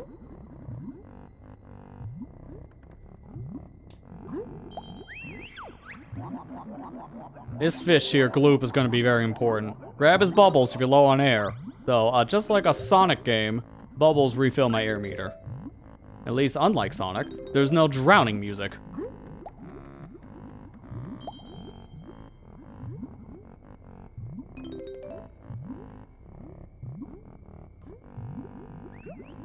This washing machine hitbox is so weird, dude. I mean, I'm swimming through the floor. That tells you how weird this is.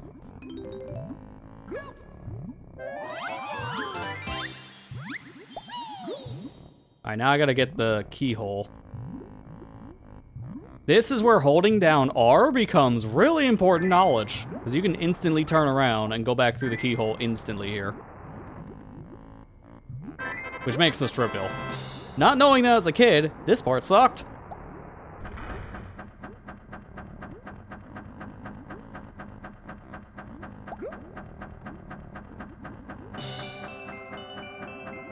Yeah, the ocean right next to us. It doesn't matter, to be fair, because everything is just so brittle and dry right now. We just had a good rainstorm earlier. Some of it might have even got picked up in the mic. Which, that helped because we are desperately needing water. Like, there are water warnings in a lot of areas around here because of how bad it's been during this winter season. Not to mention, it's also very concerning for fires. There's been fires like nearby, like an hour or so away. Like we had one about a week ago that was much closer than that. It was only a few miles away. That's not the fun part of winters, that's for sure. It's just drought.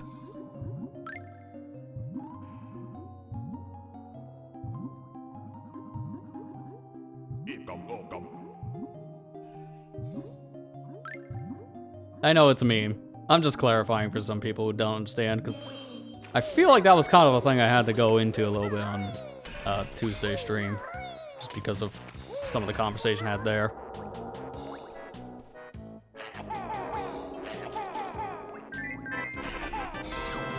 There we go. I'm gonna go into your tooth now. Grab this. Come back.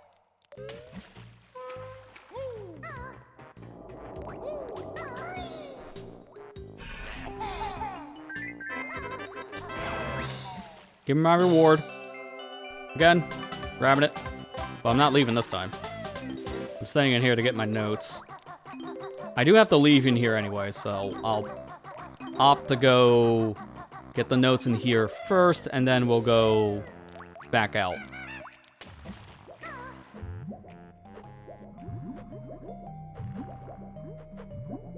Yeah, I don't understand why people make fun of territories that are in droughts, because that just seems like very poor taste, but some people just don't think.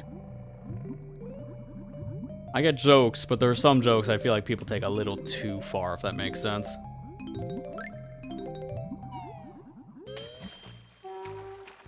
Not to say you are, I'm just poking fun at it. Someone who lives here, that's an easy thing for me to do, obviously.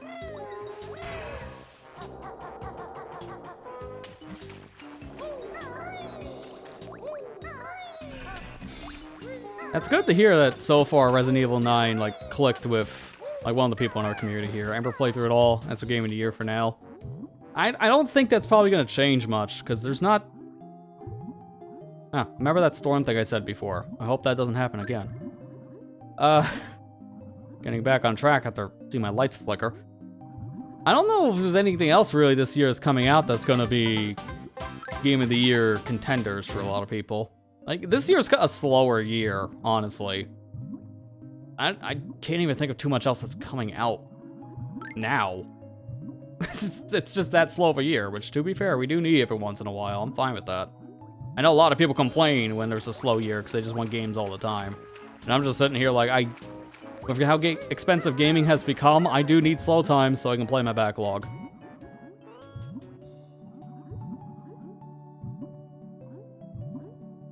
Yeah, new Trails in the Sky sometime this year.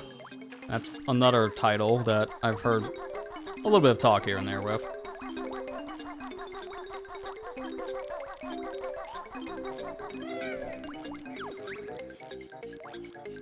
I'm doing this the hard way, because I usually come over here once I have golden feathers unlocked, but it's really not that hard. Because I just kill 3 of them in 1 attack, so it doesn't change much.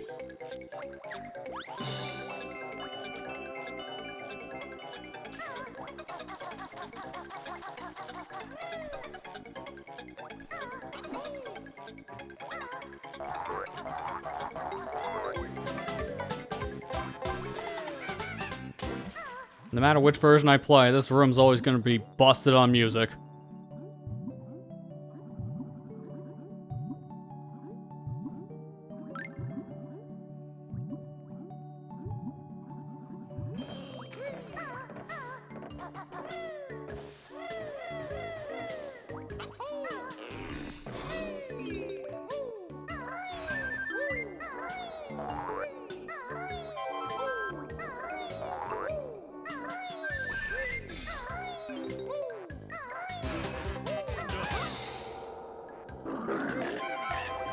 How did I not hit this? Okay.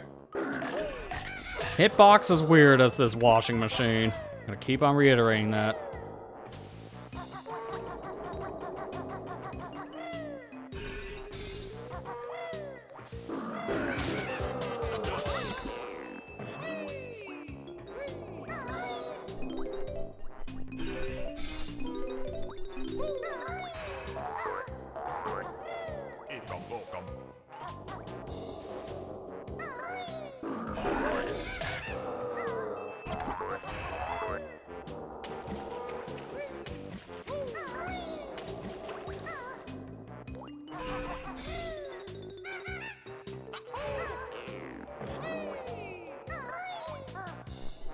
You can barely make it over here with that jump. Probably should have went a little bit closer over. I do have to fall down here if I remember correctly because of, yeah, extra life. You don't need the life, but it's a collectible I wanted to try to get.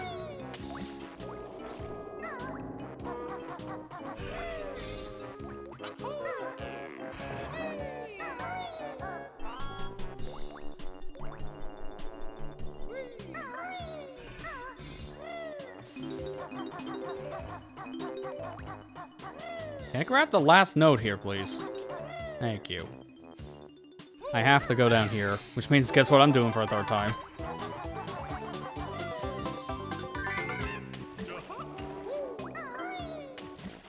Now, 1 more set of honeycombs collected, and now give me my max health, because they put 6 extra honeycomb pieces in the game, and they don't do anything. So you don't need to get them all to get all the health, which kind of feels a little weird, but it gives you extra honeycombs that you can skip, technically, so it's not bad. It's just kind of weird.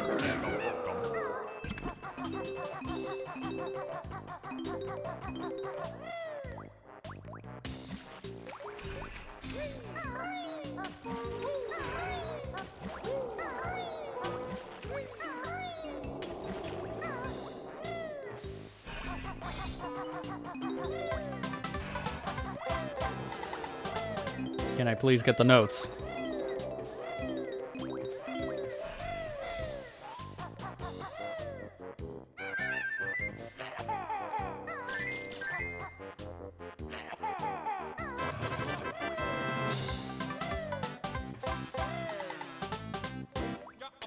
Just thread the needle on that, miss. That's fine, we'll go back around on the fins.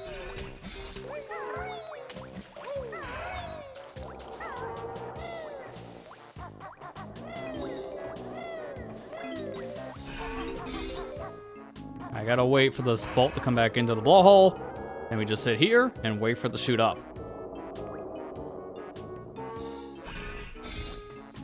And we'll just take this nice and slow by walking normally. And that's all the outside stuff done, so now we gotta go inside of Clanker.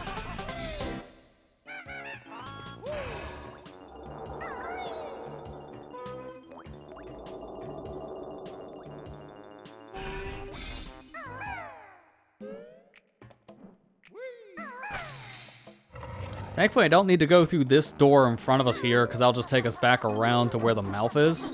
And we're done in that room. And thread the needle, let's go. I'll do this first. Why not?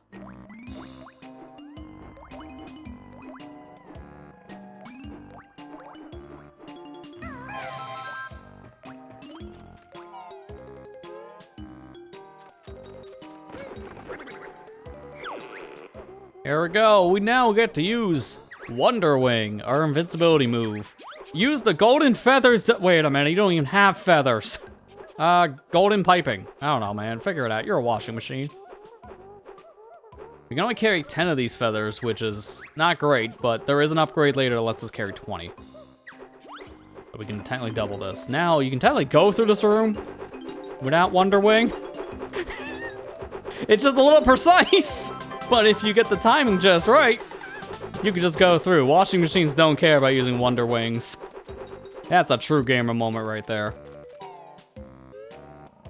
Anyone want to clip that magic? It'll be featured.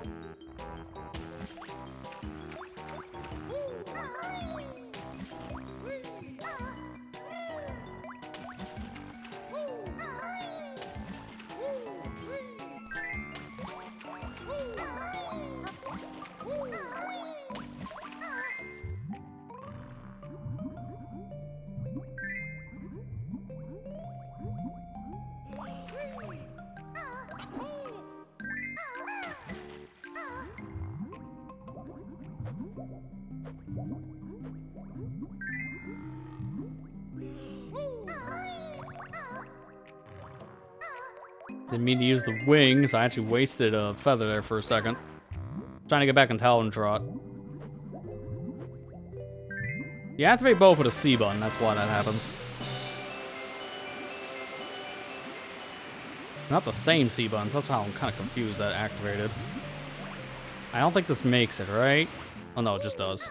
I couldn't remember if I had to do another flight pad jump here or not.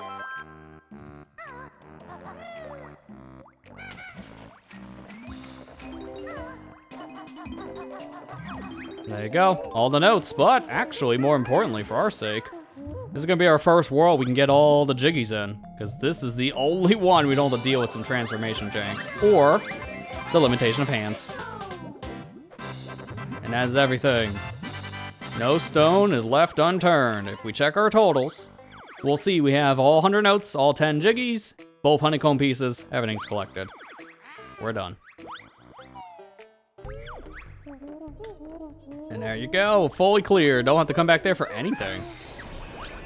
Don't get used to that. That might be our only world before we clear.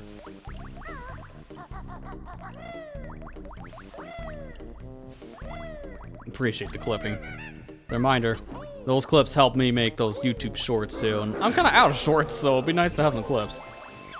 Alright, here we go. More things to discuss ourselves. Grunty wears a flea circus under the repulsive dress of hers. Ew.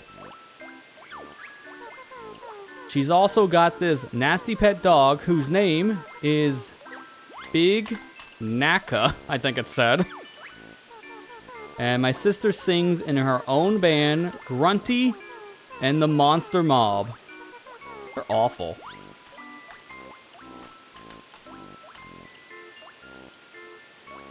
Alright, let me just confirm my answers. I got the first one. Yeah, I was right on that. I'm still here. I watched you play. But I can't think of much to say. Me when I'm getting into the thick of a stream. And then this one. Grunty and the Monster Mob. Okay.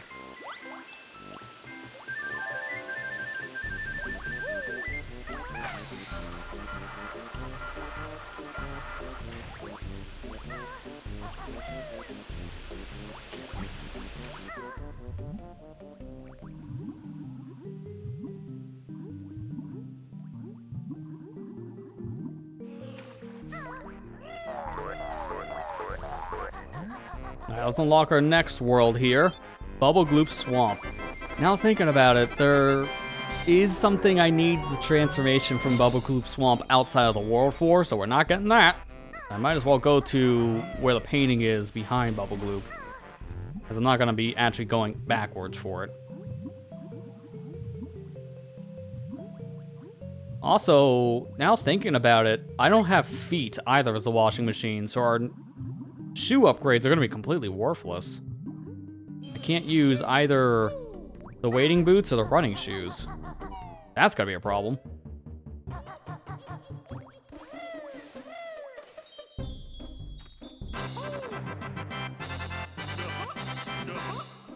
I love how the bow is technically different for the washing machine, because he's just opening the lid.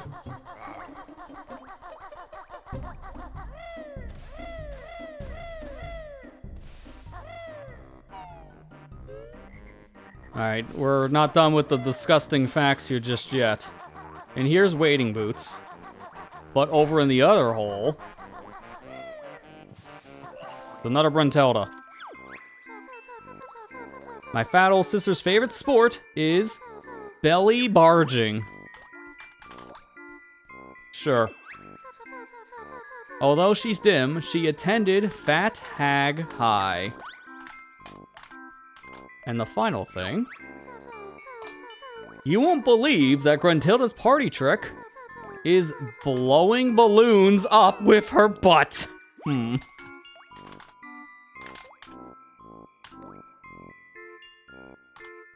at least it's putting the air to good use. That's still disgusting. Alright, hey, spin it. Ew.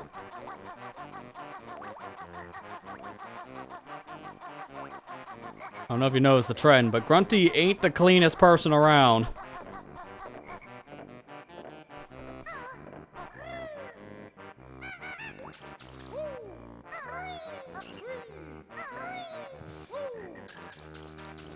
Wait, don't get hurt? Is the washing machine here? Eh? Normally, you take damage in this water. But the washing machine just does not care. Okay, well that's gonna make things a little bit easier, I guess, in Bubble Gloop.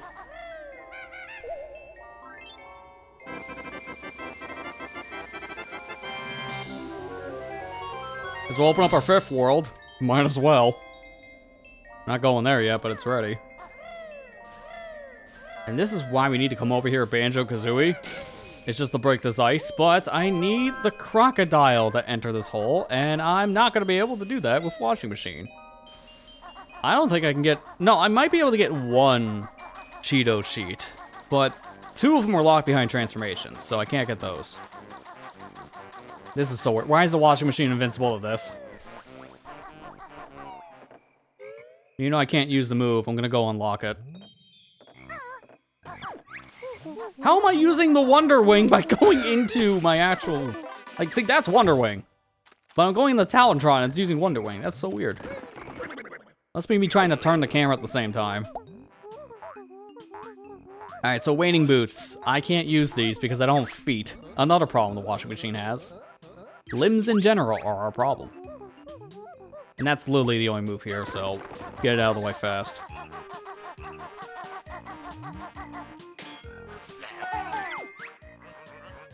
I don't know if I can get all the crocodiles here. I think I can. Gonna try.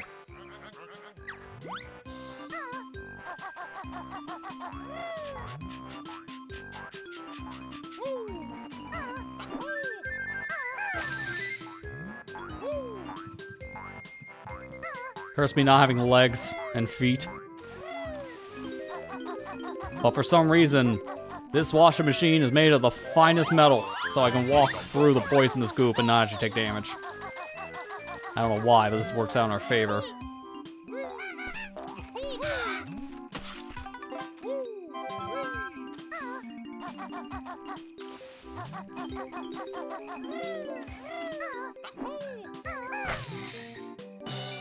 Alright, spawn this.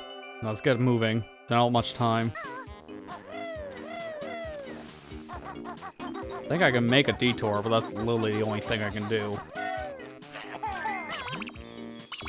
Because thankfully timer... No, it doesn't pause. Never mind. I'm still fighting the timer here.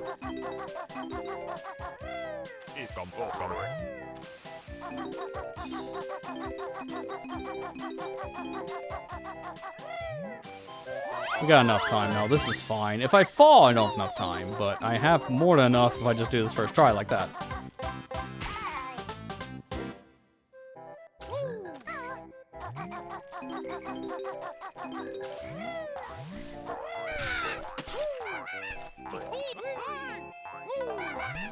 My hitbox is so weird. How do you hit? Thank you.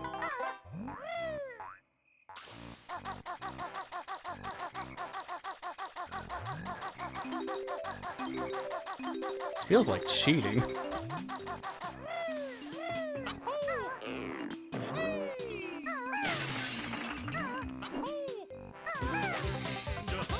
You can barely get that.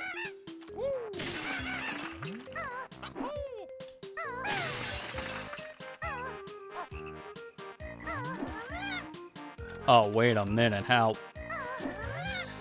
Wait, why can't I hit this if I can hit every other blemish?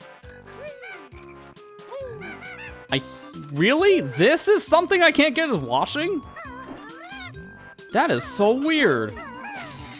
Everything I do is not close enough to the hitbox. That is so weird. I need to be the bear and the bird just for this. Watch. See? That's so stupid. Why is that the one thing I need to be bear and bird for? So I'm not getting the egg. I reset it in case I need to go back and try it again, but that's the one thing I can't get. That is not what I was expecting. Let me grab the Jinjos again. Jinjos I am worried about not being able to collect too, because there's one you need the crocodile for normally, and I won't be able to use that transformation. So the one over here, in particular to our left, is probably one we're having to skip. So Jinjos might not be fully possible. Which will be our first time Jinjos aren't fully possible to collect. If that is the case.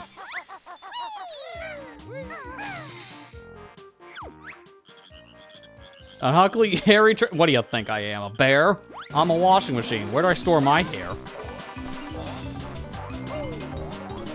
Guys? Guys? I just wasted so much Wonder Wing because they don't come my direction. What is happening?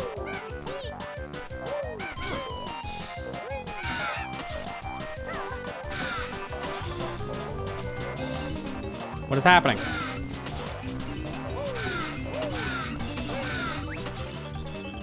These guys have terrible aim. Yeah, doesn't have the attack range to crack an egg. Yeah, that makes no sense, but here we are. Yeah, this is where I need the alligator crocodile form. I can't get under here, even with a slide. Yet again, another problem. But to be fair, Banjo-Kazooie also can't get under here. So these notes and this Jinjo also will not be possible to collect. Same for these two Mumbo tokens.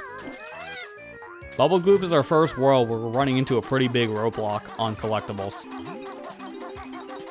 So knowing that, I don't have to get any more Jinjos now. I can skip them. But I will still collect them just to see if we can get them in general. Because I'm curious, how much of each world can we fully complete? The only way to know it is to just try everything.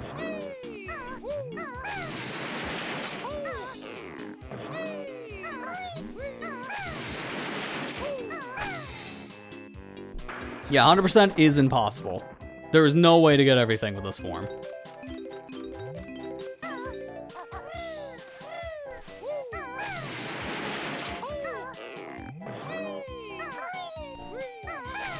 In hindsight, I shouldn't have come over here. Oh, yeah, I also gotta reset up. That's why. That's why I didn't notice anything here. I gotta reset up the stupid crocodile heads. I forgot because I had to leave the world because of an egg.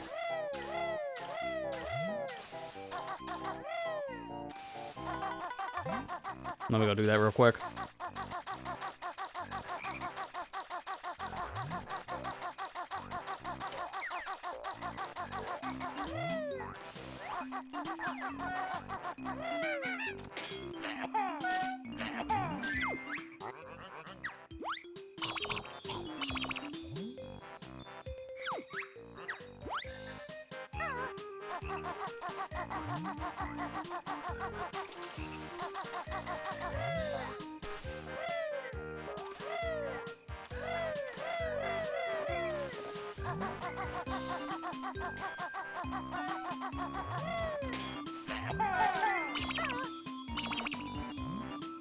I don't know why I'm going back over to the same place again because I forgot the puzzle I had to reset, but that's just bad routing on my part.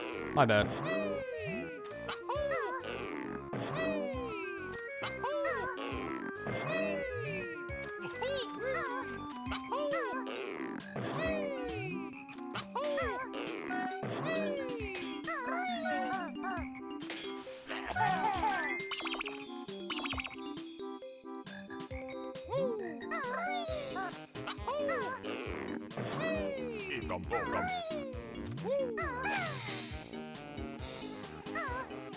Since I'm immune to poison, this is actually a pretty good shortcut.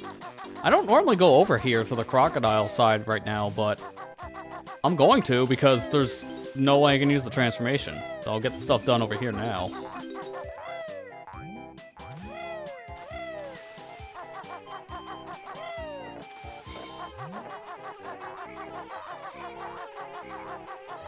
I'm not gonna be able to get out of here fast, unfortunately. Maybe I can jump on top of Mumbo's hut.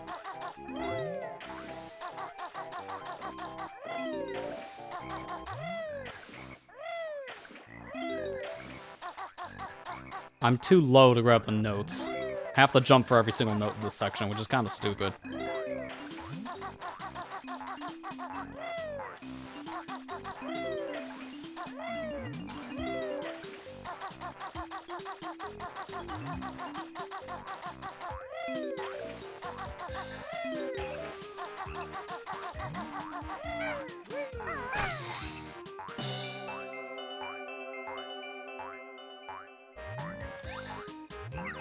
No, camera. It should be this button. Going slow so we don't fall.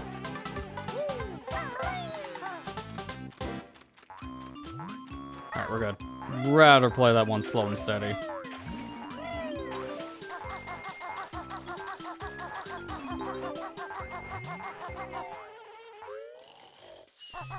Yo, what up? I can't use your services, I just want to say hi. Also, grab your token that you're taunting me with.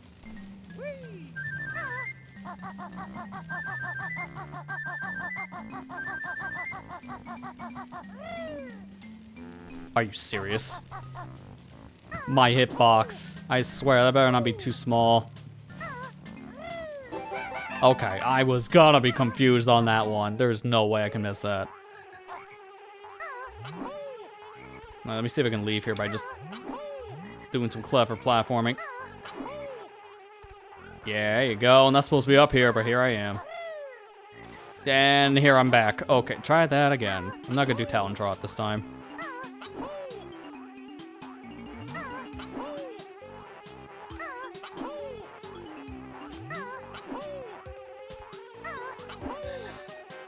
There you go. Then I can just jump over everything.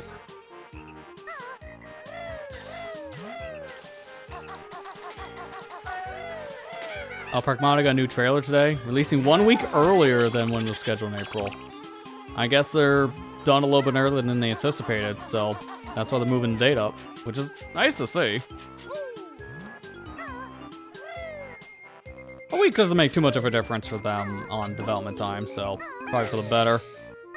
I guess I just want to move the game out now. Hopefully it's good, because I've heard a lot of good things in that demo. Over the full game also meets expectations of how long it was in development for. That game took a long time to go from release to development, or announcement to release.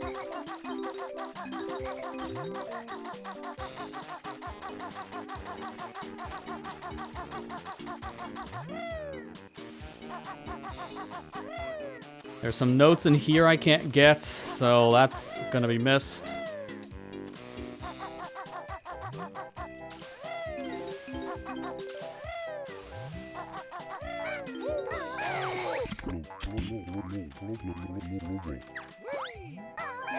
I like with no context, he just says that's a bit better. He's cold. But without context, this makes this turtle look like a masochist.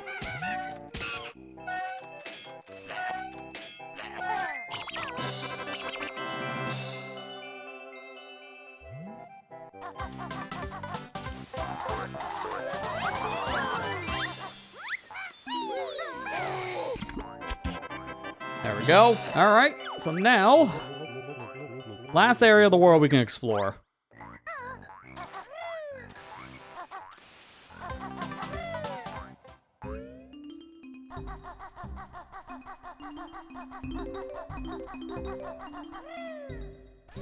I'm also gonna want my notes up for this game too, so I don't have to guess around too much here.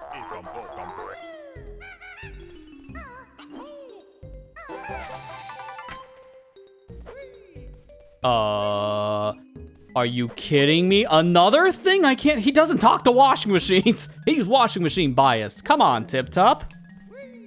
So we're done here then. Huh, I wasn't expecting that. Of all the why can't I talk? I can talk to everyone else. Kind of. Actually, no, not thinking about it. Blubber didn't talk to me back in the beach. So I can't talk to people either. Oh.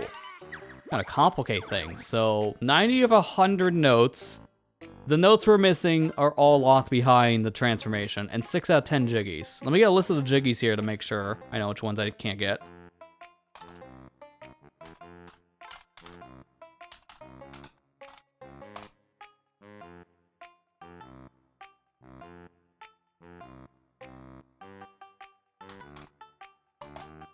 Alright, here we go. Bubble Glue Swamp. Jiggy. Boom.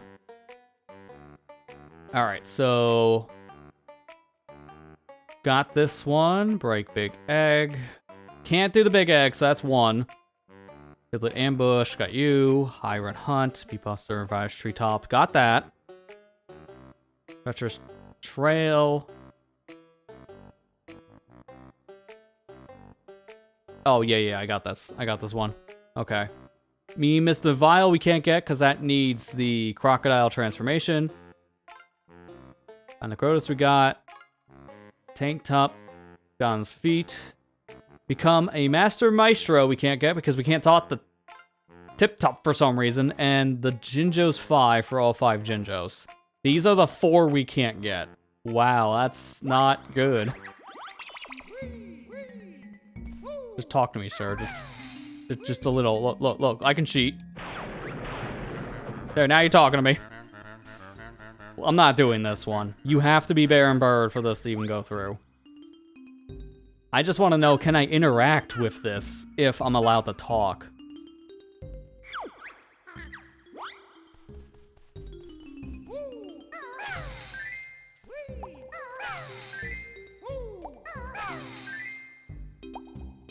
Wow, the initial conversation is the only part I can't do in this Jiggy. If it wasn't for the fact that I can't talk to Tip Top to start this, I can do this Jiggy.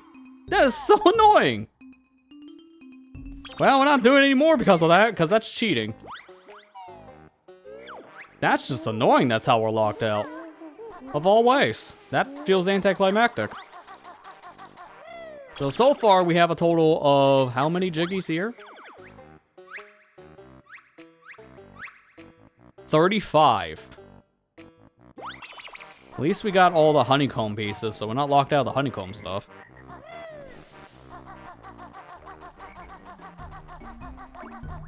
Now I want to see if I can get this Jiggy early. I'm supposed to wait for a while in this one.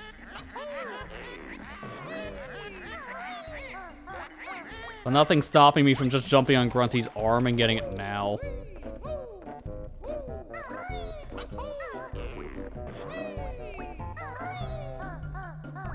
A little precise, and the problem is I'm a washing machine, so I can't see where my hitbox is gonna take me.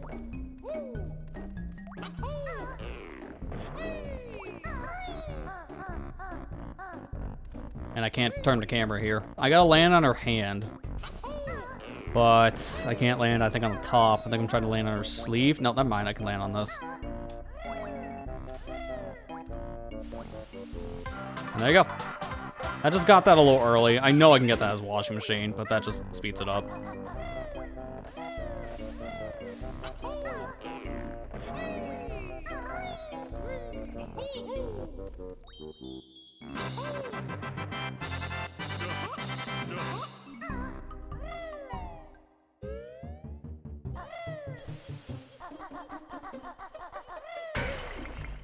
Hey, look, boots I can't use.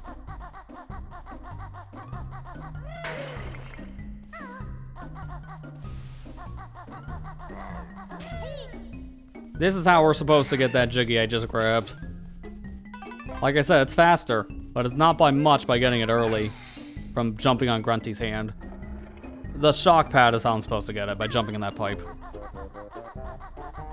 Technically a vase, but it works like a pipe from Mario.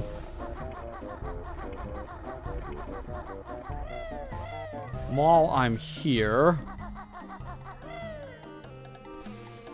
Oh good, I'm also immune to sand. More disgusting facts. Brought to you by Brintilda. Grunty's best friend at which school was the awful Fatty Hattie.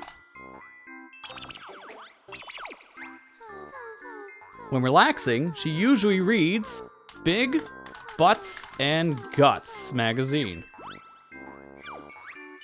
And finally, while sipping a glass of her favorite smoothie, Elephant Sweet. Wait, no, it said Elephant Sweat. That's even worse. Nothing sweet about sweat. Let me just get that one again. I think I missed the last part. Smoothie, elephant, yeah, sweat. And you wonder why Grunty needs some kind of magic to transform her into something that's not disgusting. Because she is a character, alright. Now I want to see, is this clip possible with washing machine? If I jump up here, get into like the edge, and then slide right through the face. This is how you can get a Jiggy with Banjo-Kazooie, but I don't think the washing machine's hitbox is gonna work. Yeah, so I need to get that proper. Which, to be fair, I should still be able to do.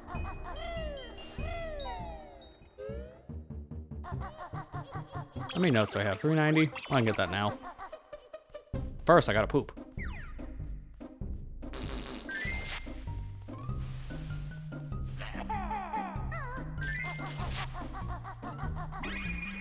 Activate the magic cauldron. Now we gotta warp back here.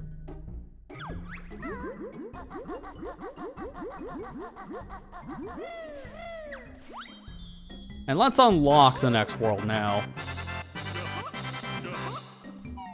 Because what I'm gonna do, because I can't use running shoes, this part doesn't really matter as much. I'm gonna unlock Gobi's Valley, but we're not gonna go here just yet. We're gonna go to Freeze Easy next, because the power we get from this world we can actually use. And we'll try to do as much in Freeze Easy as we can. Normally you have to go in either Gobi's Valley or Freeze Easy and then to the other world. It's the only time in the game you're forced to backtrack somewhere. But with how this run is going, I can't use certain abilities, so that bypasses the need of backtracking all the time.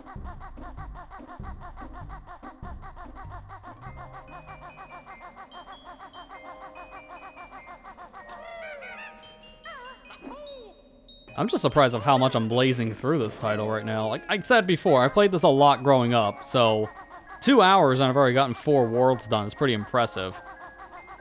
But we're not getting everything in the worlds, and that's also helping on that speed factor. It's like, you know, can't do some of the stuff. I mean, we almost didn't do half of Bubble Gloop based on our Jiggy count. Alright, but before we head into Freeze Easy Peak, our next world here in Banjo-Kazooie, I'm going to use this as an opportunity to get up and stretch for a moment. So, I'm going to go on break. When we come back, we'll be heading into World 5 here in Banjo-Kazooie. Freeze Easy Peak. Stay tuned, be back here in just a few minutes. Alright, we're back with some more washing machine Banjo-Kazooie. And it's time for us to enter the 5th world in the game, Freeze Easy Peak.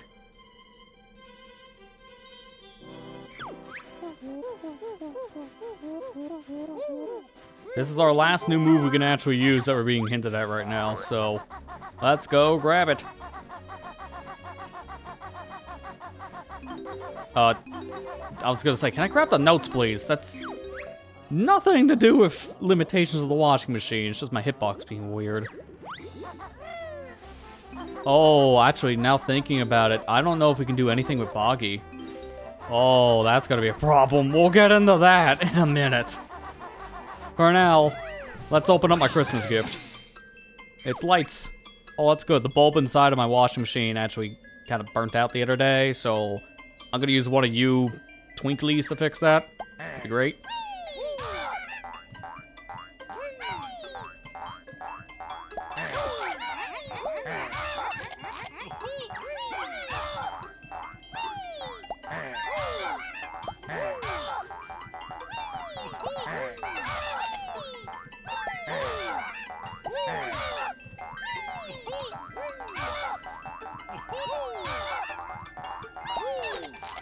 Oh, I got hit on the slope of the mouth of all things.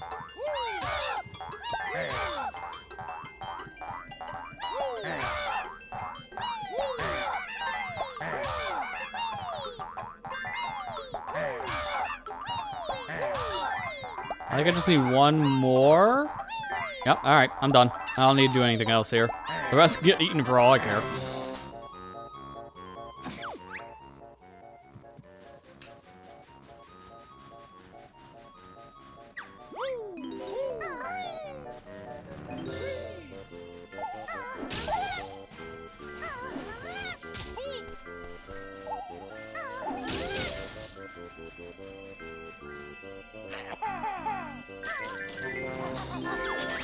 Merry Christmas. What do you mean it's March? Some people don't put away your Christmas decorations after all, so it could still be Christmas somewhere. Depends on the family that was too lazy to put away the Christmas tree. Alright, unfortunately, this is gonna count towards our timer. Aerial activation, devastating beak bomb, also known as how you don't have a beak. I'm still confused. You are still a washing machine. Door attack? I don't know, man. Figure it out. That's all the moves here. That took up half our timer. I'll be back for that, Jinjo. This is where, again, just like with swimming in Clanker's Cavern, holding down R, the fly, makes a pretty big difference on this specific Jiggy. Because I could just turn sharply and go right back through the Christmas tree star. In just enough time. If I didn't do fast attacks with bottles, I wouldn't have had time. Alright, let's do this now, too, while we're here.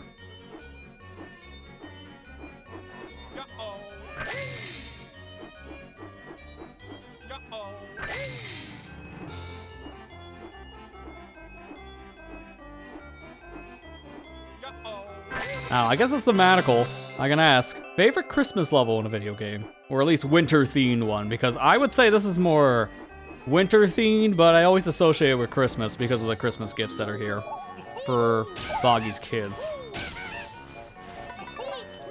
Like, to me, this is one of my favorites, just because of its theming.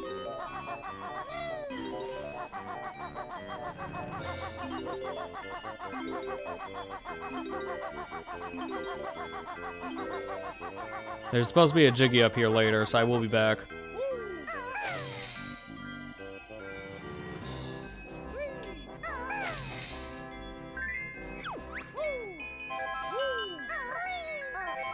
Get me to someone sad. I'm sad right now. Can I have you? It's a cheap trick to get a present early. Alright, here's the problem we're gonna have with the Boggy stuff. Boggy's entirely off limits because I can't ride a sled. Who would have thought? Washing machines don't work with sleds. So that's out of the question. I'm gonna come back up here later, so I'll grab all the stuff then. Am I immune to the icy water? Wow, this washing machine just does not care about any hazards. Ice cap zone, that's a good one, yeah. I have to ask, I guess, which one? The Sonic 3 and Knuckles version or the Sonic Adventure version? Both are good, to be fair. I'm a little more partial to Sonic 3 and Knuckles version.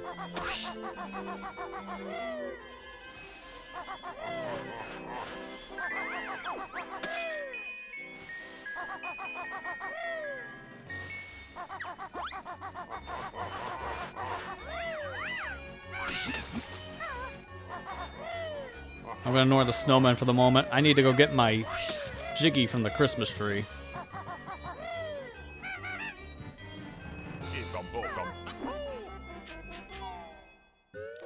Oh, I said bad members of Big's Ice Cap. Yeah, that's fair. I mean, to be fair, any level of Biggs in Sonic Adventure, I can agree with that one, because his levels are the worst part about Sonic Adventure 1.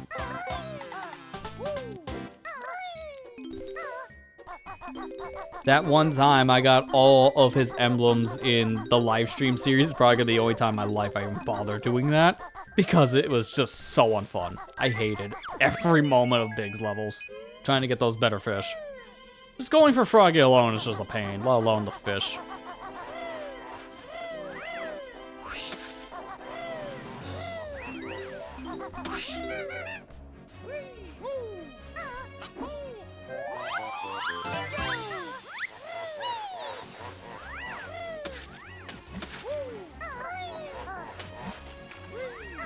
Well, alright, that's fine. I'll come back around, because I gotta get to that flight pad.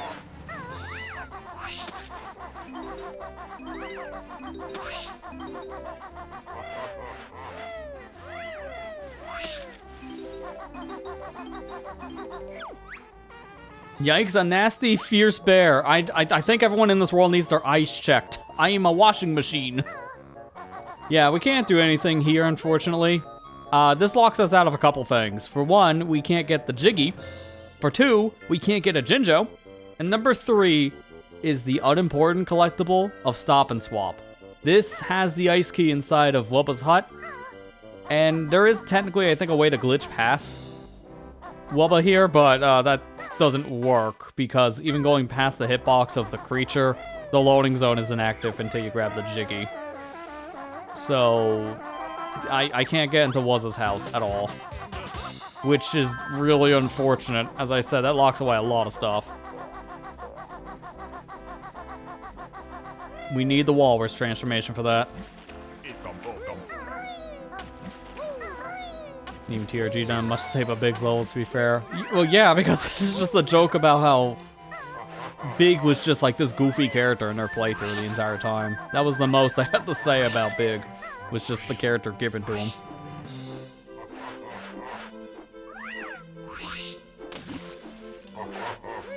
I don't think I'm gonna hit here. I think I might have to line back up. There we go, we're good now. Speaking of TRG, I kind of want to bring up a thing that's been happening, which is... I know a thing already addressed from Claire on the Mario Party stuff, but what is with people being so toxic to someone just winning all the time anymore? In general, it's not just their community that has that problem, a lot of communities do, but... because of one person winning so much, they're just getting a bunch of hate in the comments to a point where they just don't want to continue doing the Mario Party stuff. It's like, I hate when people get that toxic online. It's ruining fun for others. It's just stupid. I don't know, man. That fan base ever since 24 has really shined their true colors in my eyes to a point where it's just kind of disgusting. The three make good content, but their fans don't make good comments at times. That's for sure. Yeah, Emil and Tim, they both don't care if they lose or not. They're just having fun, all three of them. Oh, dude! He literally moved his head last second. That was clever timing, but it sucked for me.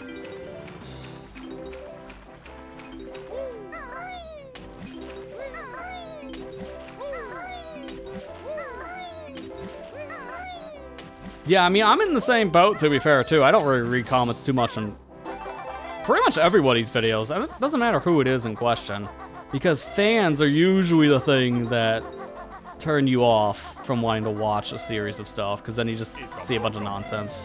I feel bad for the people who specifically, have to deal with those comments on like the regular basis, because that does discourage you from doing stuff. I mean, I had to lock down the YouTube chat for streams going forward because the comments I've been getting on a lot of different streams these past few months have been deterring me from wanting to stream. So I had to change stuff just to help my own mental health. So I get the feeling. Been there myself.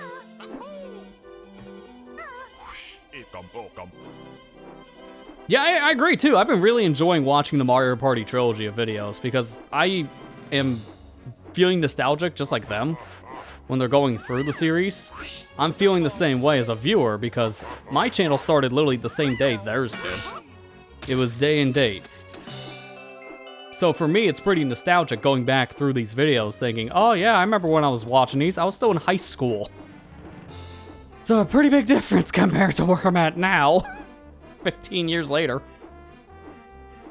But also, it's just in terms of videos, they've been quality videos too. If you're a fan of the Runaway Guy stuff, especially in the Mario Party content, I think the Mario Party trilogy is some of the best work yet. Between the interactions all three of them have and some of the weird stuff that's happened on the boards, it's been a fun watch. It just is a shame the vocal minority are starting to ruin it for the three involved, especially the one that keeps on winning. I don't care if Claire wins. Claire's won most of the games in the whole like Mario Party history on that channel. Why are people surprised now is beyond me. Who cares? It's like when you guys watch our Mario Party videos on the Elpier League, and I will win a lot of the boards. It's because I played the games to death growing up, so I know a lot of the different minigames. But nobody's complaining in our group if I win all the time or not, because we're just having fun playing it. It doesn't matter. If someone else was winning a lot, like if you were winning a lot, Matt, I wouldn't care. It's like, I'm just having fun with my pals. And we're making good content out of it for that reason. Like, who cares? That's just how I view it.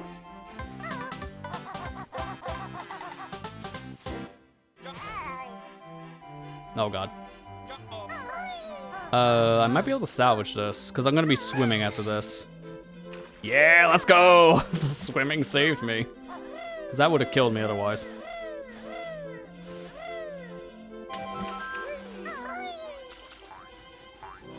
Yeah, that's the funny thing. Claire wins a lot in the Mario Party stuff, even though they have terrible luck, but luck doesn't matter too much in Mario Party when it comes to just general rolling on the board. Because other factors are also going into question there with the luck. Like, landing on a lot of those happening spaces, for one.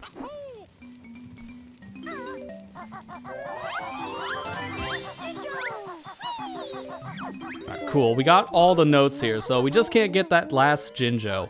Orange Jinjo's off limits because I can't get into Wuzza's house. Dude, this is going to be our worst performing map yet, because I'm going to be only able to get 5 Jiggies here. I won't be able to do the race at all. Like, all 3 Jiggies, technically, from this polar bear I can't even do. But I hope I can at least give the presents to the kids. That's the only thing left.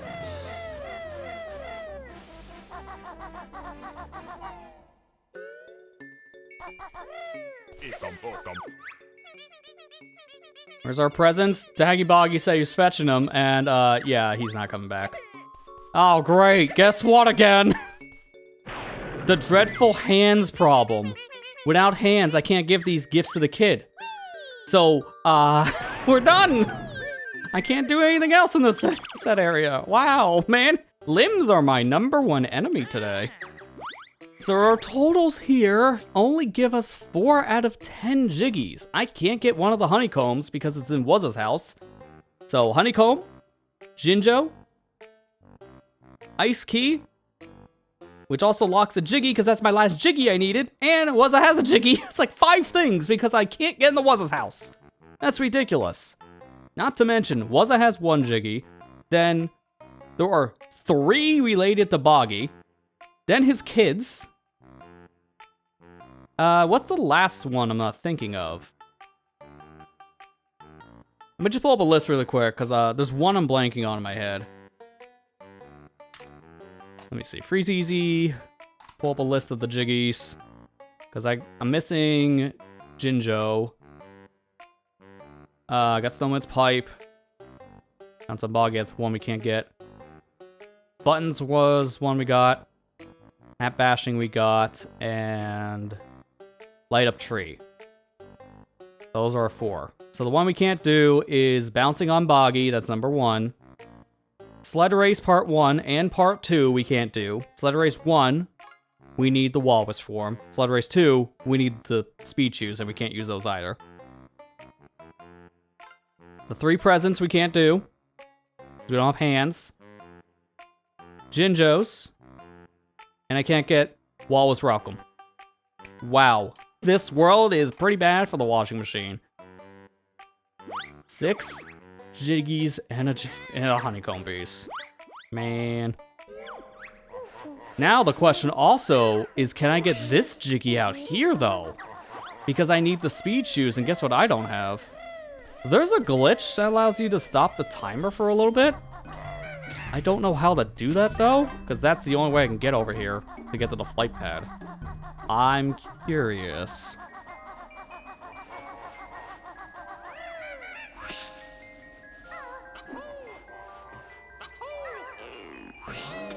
Yeah, you guys do make a good point about, like, the chemistry. Even when they get competitive, it's still, like, pretty lighthearted at the end of the day.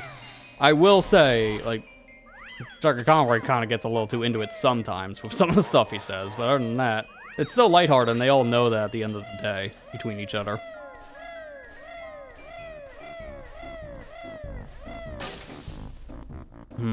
That, I think, might just barely be possible, but I need timing on my side on that one. Does the timer freeze for a second when I'm doing pause strats, I wonder? Because I can't jump off of that switch as the cutscene put me back on it, so that doesn't help at all. I can't even get into Talon Trot as soon as it's over, too.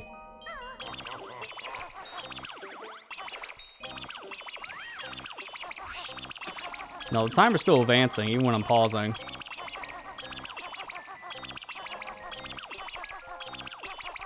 Actually, wait a minute. No, it's advancing very slowly. Look how much closer we got. Let's go. Who needs speed shoes when I can just buffer? Take that, video game. I can cheat. Look, we had to cheat for the turn, my Jiggy. I'm gonna cheat for this one, too. This one's just barely possible with washing machine only. Dude, I'm gonna do that going forward, because that actually was faster, too. I don't have to come back here for one stupid Jiggy on the outside. Just on the inside.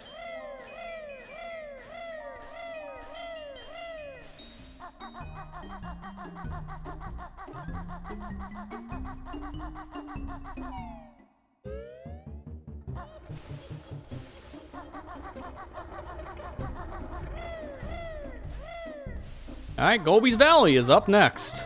Let's do this.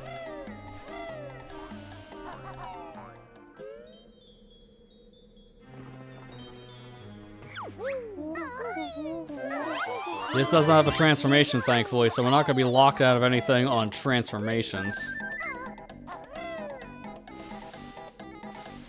Yeah, the Dokubon stuff was really good. Yeah, going back to some of the TRG talk. I think Dokubon was one of my favorites I've done, just because of all the different hijinks going on there. I still want to play the game at some point. I have it on PC, so I can at least play with friends via that method. I've heard the netcode on the re-release was not that good, so I guess I'm glad I got the PC release, because then we could just remote in with that. I still need to pick it up on Switch, just for people who have it on there I want to play with. But I'm waiting for a sale on that one. I got my copy of Dokubon for $10, so I ain't complaining. Well, I like PC gaming so much. The games are so cheap. Oh, I hit both nostrils with that. Well, speed traps. I thought I only hit the left.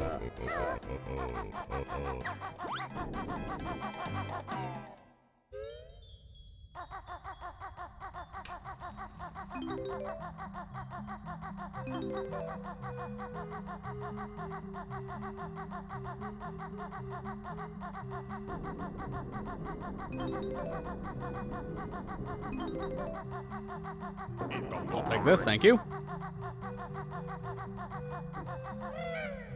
Dude, I'm surprised of how much I'm blazing through this game. Yeah, I know I'm skipping some content because of obvious reasons. But this is still really fast.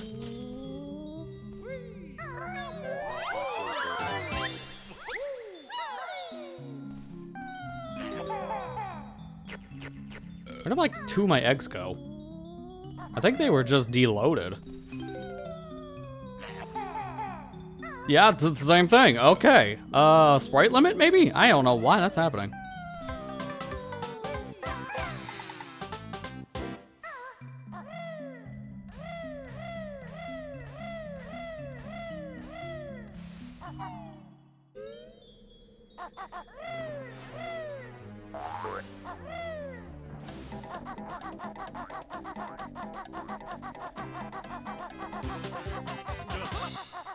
I don't know why I keep on grabbing the lives. My life count caps at 9.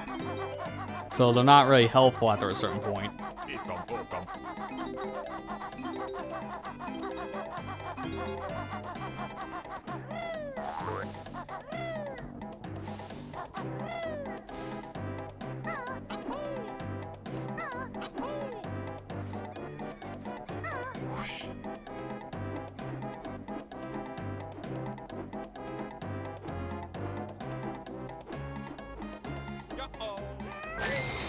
Bullseye. Unfortunately, this cutscene takes like a good 5 seconds away from your timer. But you land next to the switch anyway, so it doesn't matter. Like, you're right next to the door as soon as you fall down.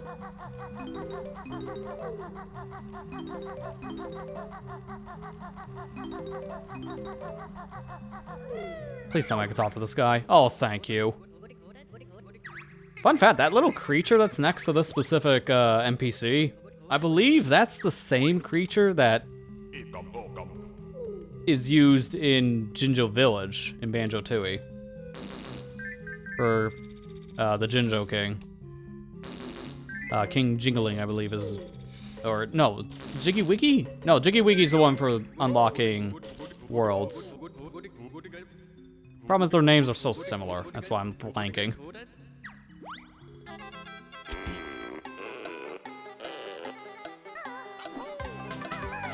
Thank you. That's all we're in here for, so let's leave. Yeah, Jingling is the king. Yeah, that's what I'm trying to think of, because their names are so stinking close, man. Jiggy Wiggy and Jiggling. Jingling is for Jinjo. Jiggy Wiggy's for Jiggy. But they're both Jin something. And that's why I always mix them up, which is annoying. Alright, this is the final ability of the game, running shoes, and we can't use them, because we don't have feet. And these are actually worse that we can't use, by comparison. Because this Jiggy, I think it's just barely possible without the running shoes. You're supposed to run towards his hand, but when you get close to grab it, he puts it away. So I think I do something like this. And then I can grab it. It's gonna be a little too close for comfort. Actually, I think a beak barge might work too. So I'll come back here with flying.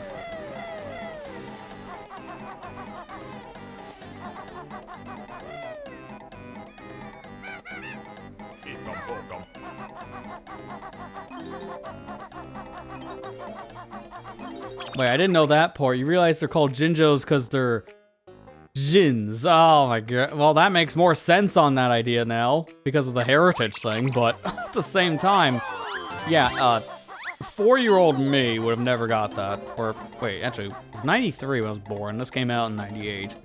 So, probably around like 6 I played it. I didn't play it when it first came out. Either way, 6-year-old me didn't get the reference. Gee, I wonder why.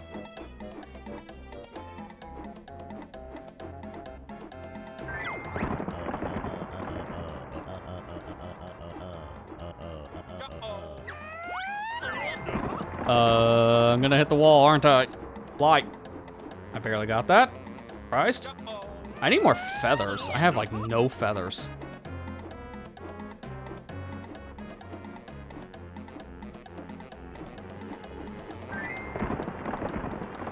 I'm gonna leave that one for later because I have no feathers, as I mentioned. I need some more now.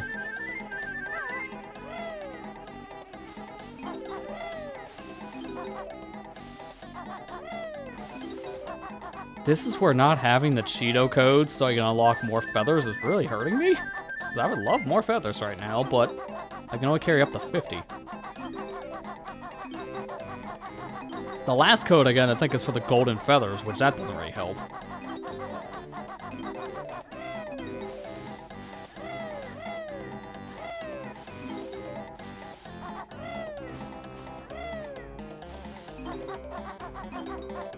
Alright, I have to try the flying thing. I might just barely be able to grab this Jiggy by doing a beak bomb.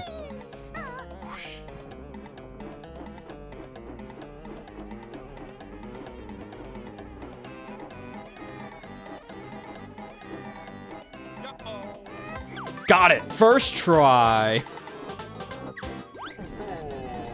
Now, notice how the game doesn't expect you to do that, because it was just playing the running shoes music, even though I'm not wearing running shoes. It's a little messed up right now. The only time we're going to be able to hear this music probably in the whole playthrough is right now. And it's extremely faint.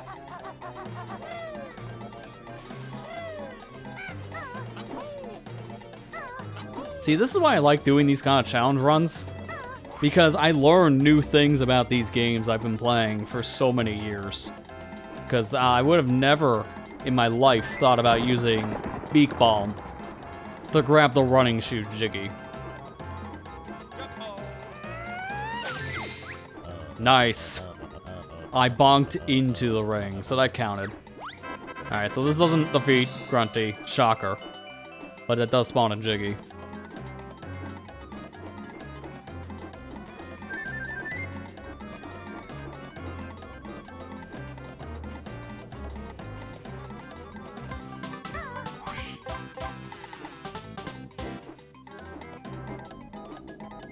The music's still playing. I can faintly hear it. Does it still play if I pause? And unpause? Sure enough, I still hear the running music.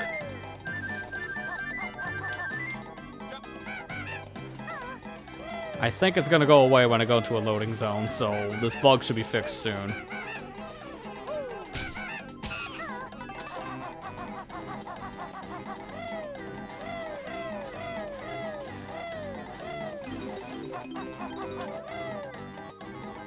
Oh yeah, this is a ground pound.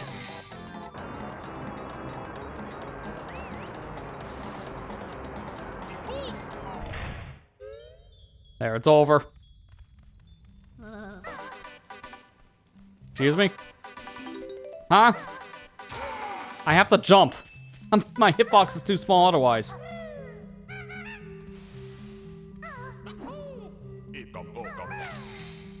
Alright, let me get the collectibles here first, and then we're actually gonna do the little puzzle game. Can you solve the match 2 game?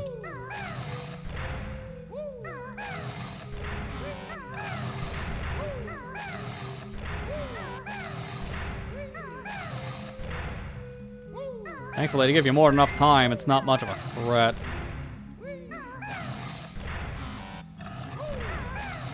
Oh no, that's Banjo.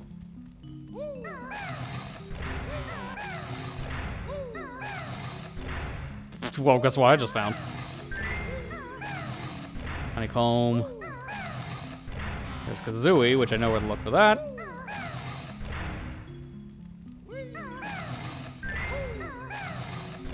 Egg, haven't found that yet, so up here somewhere. Mumbo. Man, that was a 50-50.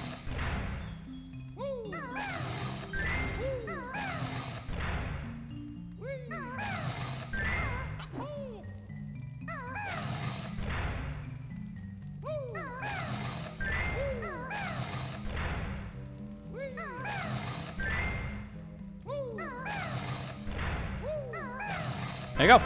And in the middle. And the Jiggy spawns on top of you. Which that's good if I had the dancing cutscene play, because then that skips some of it.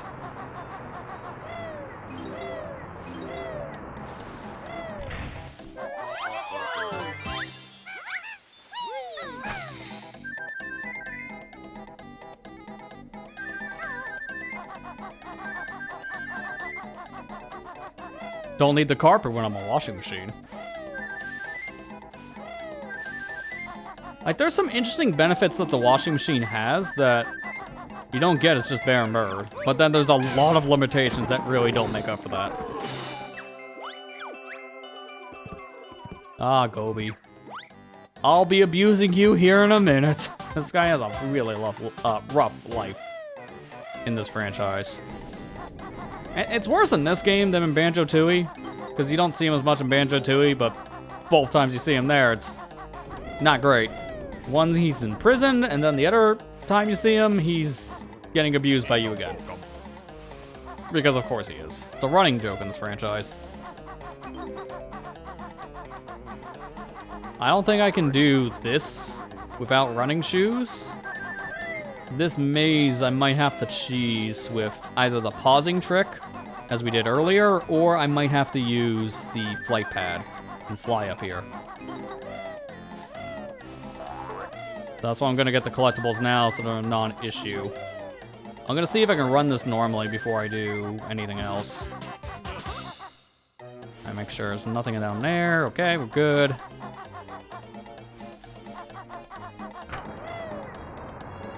Alright, this is gonna be a little close, and you waste like 4 seconds watching that cutscene. You barely have enough time to do this with running shoes.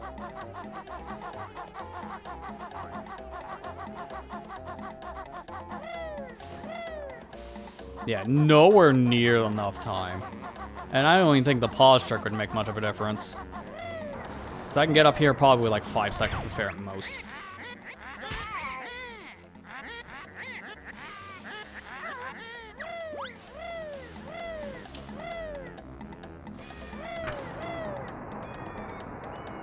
Alright, we gotta book it.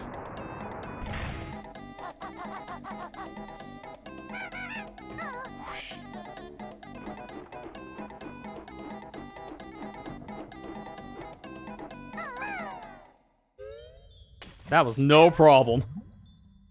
Alright, make sure to get this Momo token first. This is a missable Momo token, one of the very few in the game. My hitbox is stupid.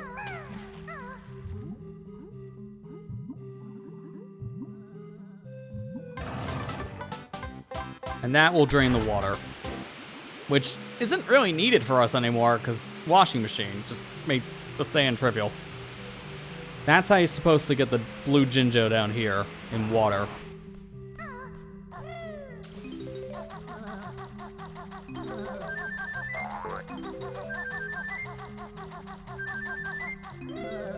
Alright, there we go. I was wondering if I'm gonna collect the stupid notes or not. A little, well, stupid. Alright, now to open up the pyramid here in the middle.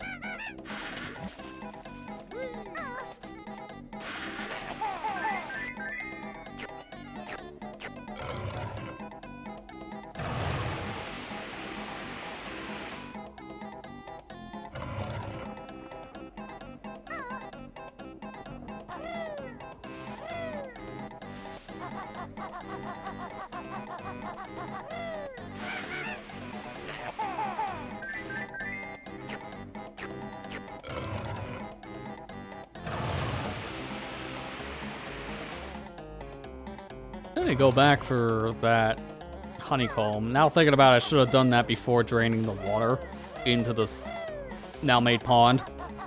Because there's not as many flight pads in this map once you fill the pond up.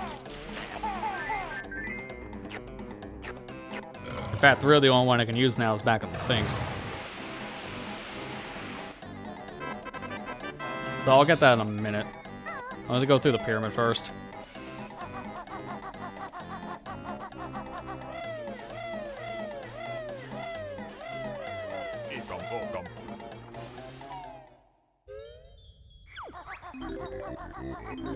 King Sandy Butt's tomb. Man, a lot of people must have snickered at you when you were alive.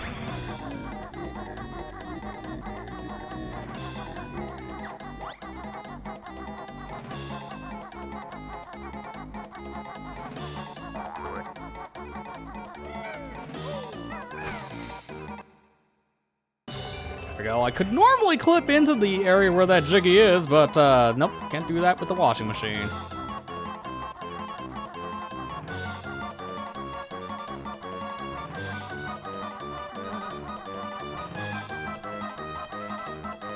Excuse me. I love how the music gets faster here the longer you're in the maze, just to give you that panic feel. Thankfully, that's not an area you gotta worry about too much on collectibles. Because the only real thing there is the Grunty switch. There's our final Jinjo. So the only thing we're missing now is the last honeycomb. Or actually no, I think it's 2 now, right? Yeah, because the one I'm thinking of that we haven't gotten yet, that we haven't seen, is in our Camel's back. So he's gonna have a fun time with me here in a minute.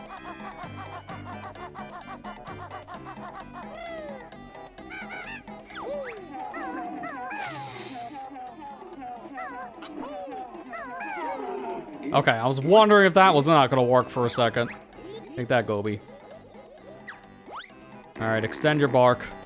I swear, this tree is just a, hardwood innuendo from start to finish. Rare really got away with a lot of sex jokes back in the 90s, I swear.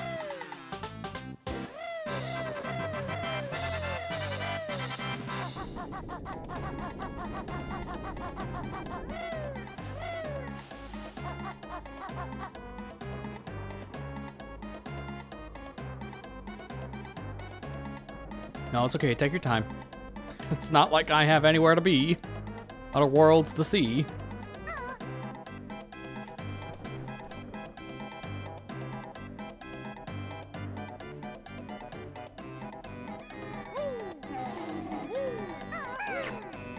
Sorry, buddy, but I don't know why you had that in your stomach. I need the honeycomb piece. I'm missing one because of hijinks I can't control. There's all the notes. Honeycomb piece. Now we just gotta get the one I forgot. And we're done here. This will be our other full cleared world. So Clanker's Cavern and Golby's Valley. I'm noticing a trend here. Either there can't be a transformation, or something with limbs. Those are our two saving graces. Makes me wonder, is it possible for us to get everything in Rusty Bucket Bay? Because Rusty Bucket doesn't have a transformation. And I don't think of an area I gotta give something to someone. That might be possible. Alright, looking at our totals, that is everything. So we're free to leave.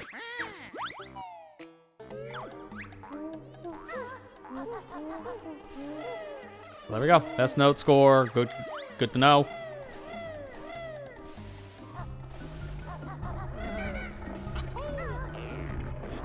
Get a Jiggy.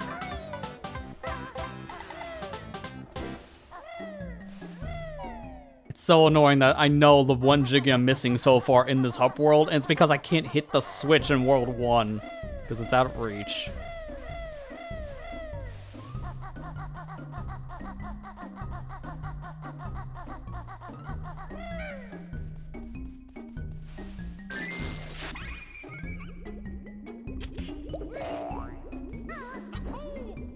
Alright, get ready for more disgusting facts with... Stop doing that! Get ready for more disgusting facts with your favorite character, Gruntilda. The disgusting Gruntilda has rat bagels for breakfast. I don't even want to think what she covers them in. Then she usually has slug stew for dinner. Yuck! I like how that's the one she actually agrees that's disgusting on. Finally, Warp Bags then finishes with cockroaches and cream for dessert. How horrid!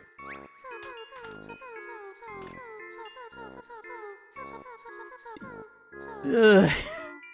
There are so many levels of wrong there and what that cream can be, and I already know what it is. Yeah, that's disgusting.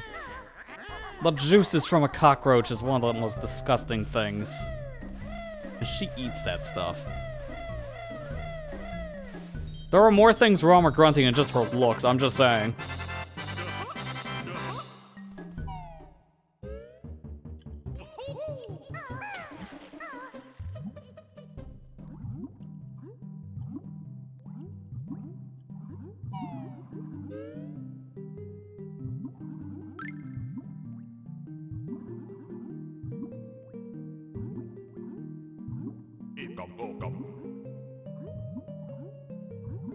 Now, with the water drained to this level, I can't get up to where Rusty Bucket Bay is. I'm gonna surface here for a second just to get some air.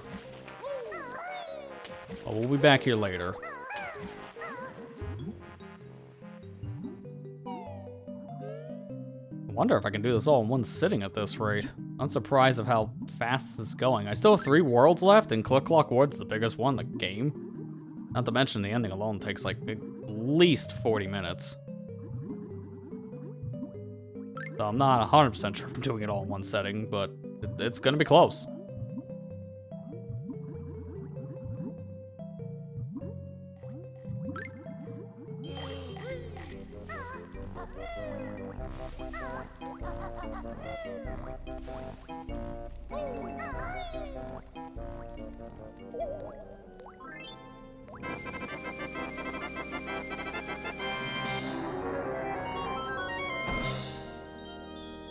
Alright, here's our 7th world in the game, Mad Monster Mansion. I did not want to do that yet because I want to go over to the tentacle. That has a Mumbo token. Taxes are done. Oh, another thing, put up Resident Evil 4. Taxes. Mind you, they do need to be done, so I don't blame you. Just kind of fun, funny timing. Guess we're doing that climb a 3rd time. If you think I'm rather soft, I'll be waiting in the loft. I'm good, thanks. Your sister's been telling me a lot of nasty things about you. You stay in the loft. I'm not going up there.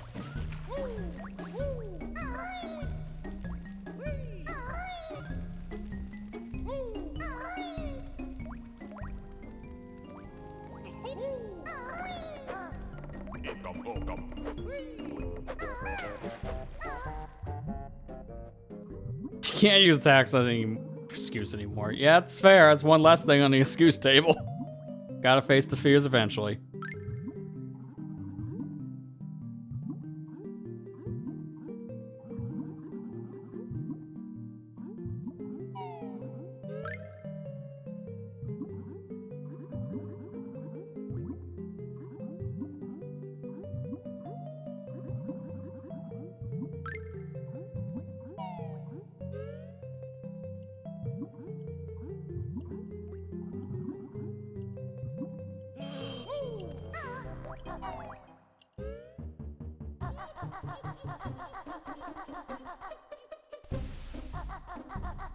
I need to get back to playing games again in my personal time. I just haven't that much time to do that these past few weeks.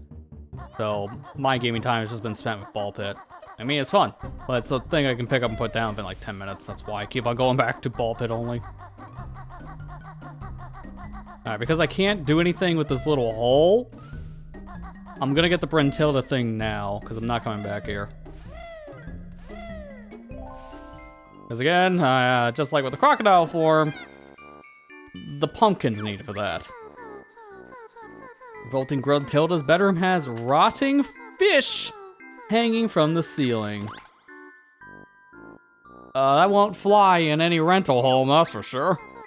She also has an eyeball flower growing in a pot beside her bed. Filthy old bag. Well, that's kind of interesting because eyeball flowers become a thing in Banjo-Tooie as an actual enemy in the final world, so somewhat fitting. And you'd be sick if you saw her enormous, streaky, brown undies. Not even gonna touch that one with a 100-foot pole. No thanks.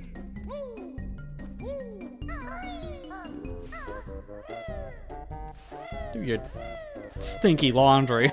I'm a washing machine, and I don't want to touch your laundry. That's saying something. What is my job?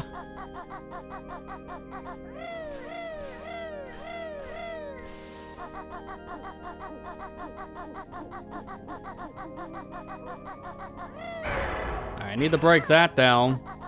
This is the one part we're gonna have to cheat on again here soon, but we'll talk about that by the end of the world. Yeah, here we go. I remember there was something behind one of these graves. Another Brentilda. Did you know Warp Bags keeps a shrunken head in her pocket for luck? How much luck can a shrunken head bring you? I've also seen my sister cuddling a scary teddy bear in bed at night. I guess to her, it's not really scary. And finally, she's really proud of her broomstick. It's a top-of-the-range Rough Rider Deluxe. That was rough, right? And not like Rogue. I'm half reading and half typing it. Yeah, it's rough. Okay, well, that last part sounded kinky, so I'm just gonna avoid that one with another 100-foot pole.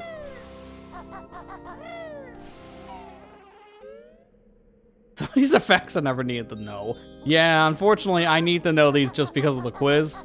But as soon as the quiz is done, I'm burning these facts out of my head. Like, permanently.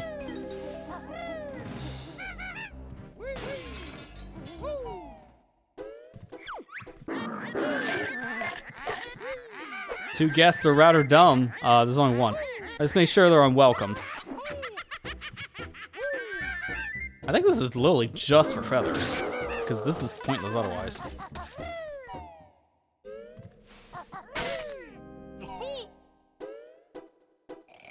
This one's interesting, because I can't go any further forward because I creak and wake Napper while he's sleeping. And now because of that, I can't get into his stomach and grab that Jiggy. So we're gonna have to come around the long way on this one.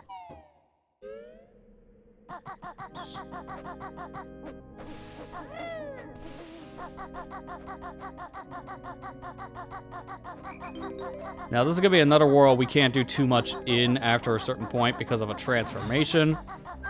So I'm not sure if we can get all the Jinjos because of that. We'll have to see.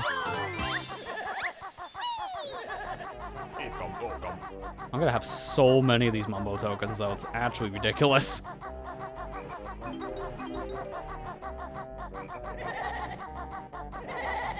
Ghosts are too high. Joke's on you. Over here's just some feathers, which I've been wasting Wonder Ring, so I might as well grab and refill.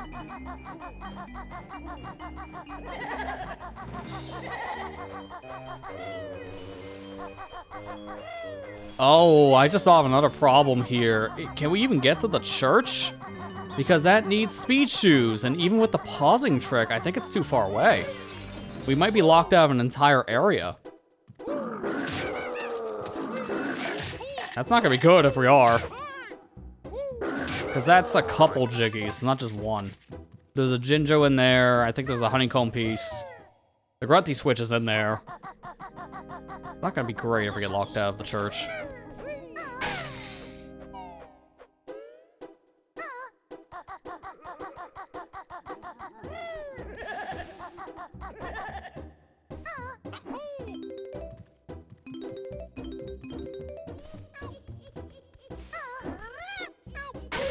Okay, at least I can hit these by jumping, because the slide move won't work.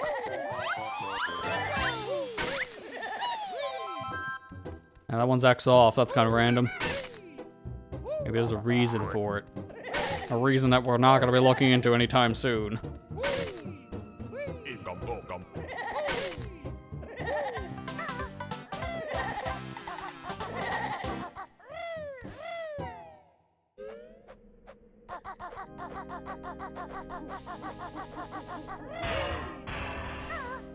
I think I might want to try the church first, because that's not going to be a thing I can probably get into, and I just want to know for sure.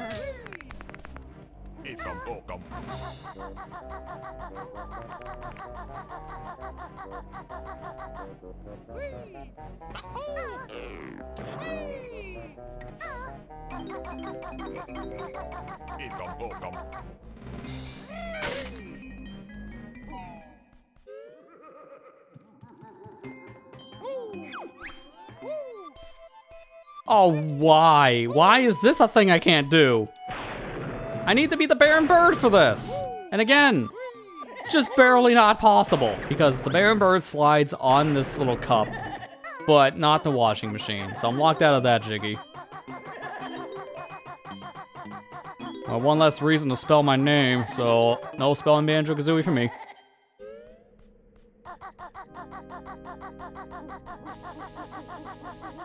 I'm noticing a lot of weird things I'm locked out of because of the washing machine.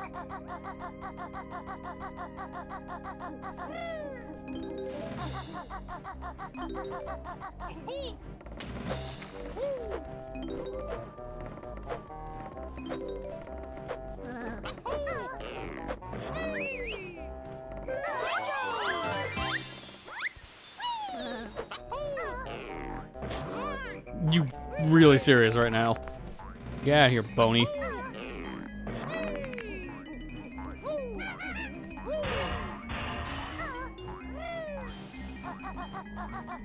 Well, this section's not gonna be a problem. Wading boots, can't use them, but immune.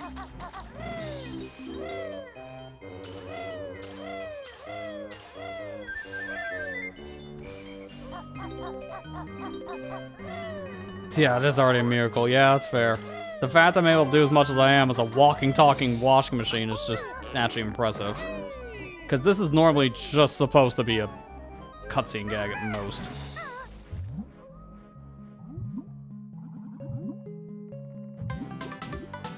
Oh, this is gonna be a mess. I think I can get all these notes, but it's gonna be really difficult to get them without getting hit.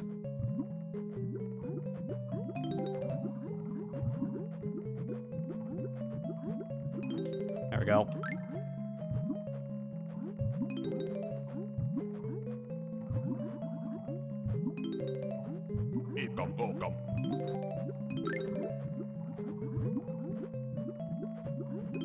Alright, got him.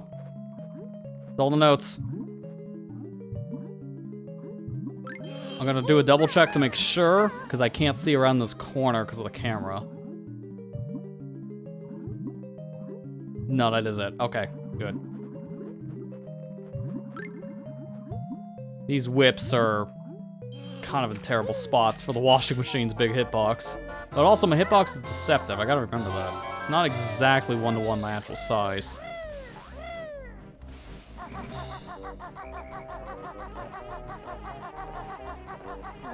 I didn't think there'd be a door here I had to knock down. It's just the other one. Then we have to jump over. Alright, let's see if we can get in the church, because you only have like 10 seconds to do this. And it's so far away that I'm not 100% sure we can make it. Timer starts now, 15 seconds. I hope you like the pause screen, because I have to abuse this. It's the only way I can make it.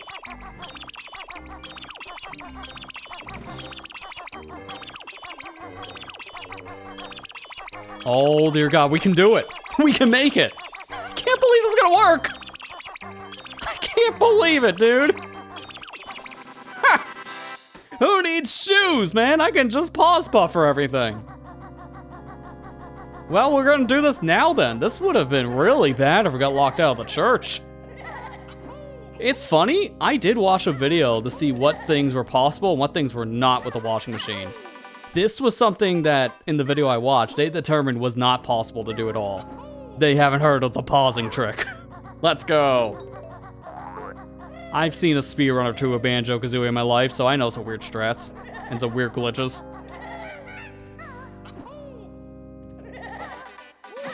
Again, this is why I like doing these kind of challenge runs, because you learn new things about these games you've played hundreds of times. I would have never known how abusive pausing can be to the timer.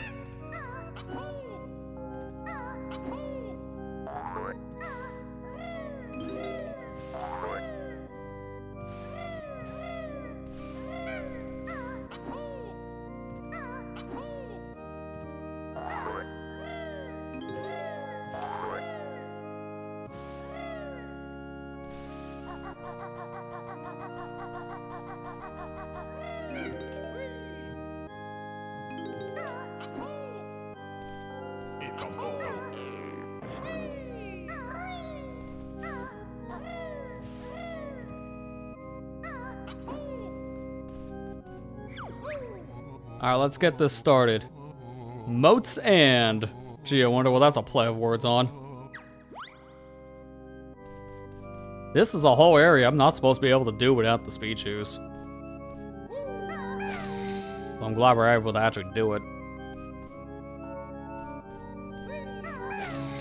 I gotta hit the notes after the hand does, so I don't want to move too fast. You can hit them almost immediately after the hand is moving. Like that. That speeds up the process a little bit, because this is normally pretty slow. If you hit the wrong note, you just take some damage. But I don't want to hit this too early. Not bad, Baron Bird. Wait, that's a washing machine. Not bad, washing machine.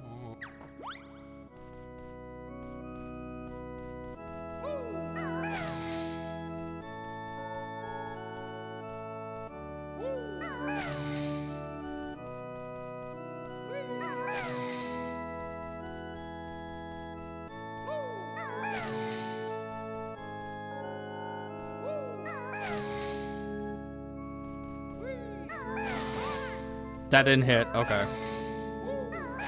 So that's what happens when you hit the wrong note. I hit it before the hand hit it, and it didn't recognize. But it didn't hurt either, surprisingly. Like that. Same thing. I hit it too early, it didn't count. If it's blue, I know it doesn't count. My music skills are mighty fine for a washing machine. I feel like the more I do things here and the more the world realizes I'm an appliance, it's also feeling like an insult. Like, it makes me think of when... It's more of a thing from the DBZ abridged version of the Dragon Ball story. But when Vegeta's calling the androids washing machines, mainly Android 18, because he's both hating on androids and apparently also a sexist. Fits his root of a character, though, so it was a funny joke, but man, is it a bad insult. Proceed to him getting his ass kicked, which is also one of my favorite scenes in the whole show. Takes him down a notch at a time when you're starting to get really cocky.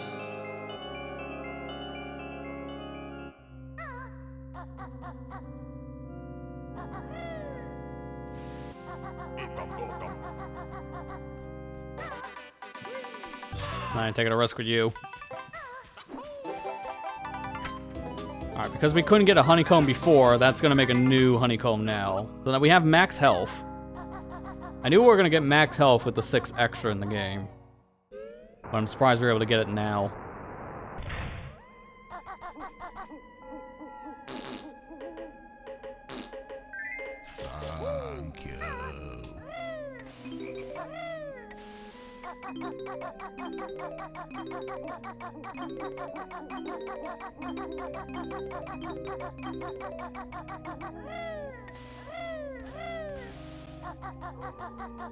Having analog cameras is just so nice. That's the thing, going back with the original N64 version, you just miss after you play the Xbox version. It's just a much better camera.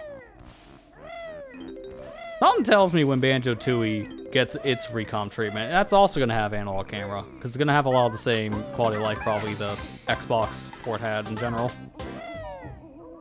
Because that's what they were trying to go for with this specific recomp. A nice hybrid between new and old.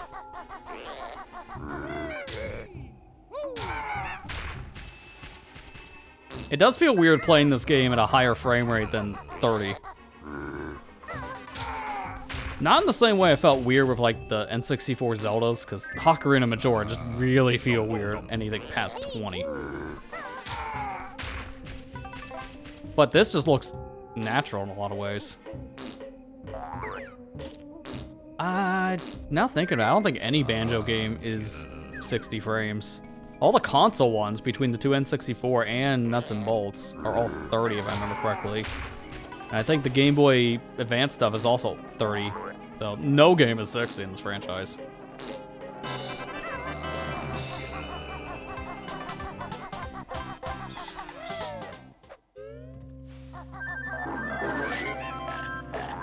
Yeah, I could probably just run over everything here. Yeah, because I'm short. So this doesn't matter. Cheese out the room.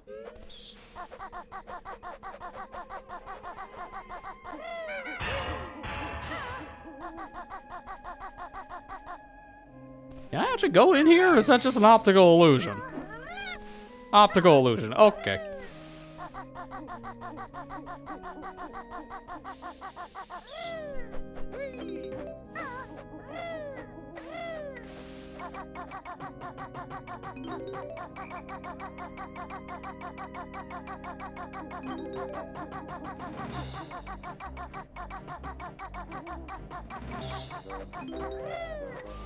Alright, now let's check through all these windows. Can't do this. I'm too big to go down the toilet, and there is a Jiggy in there. Well, that's a Jiggy we can't get.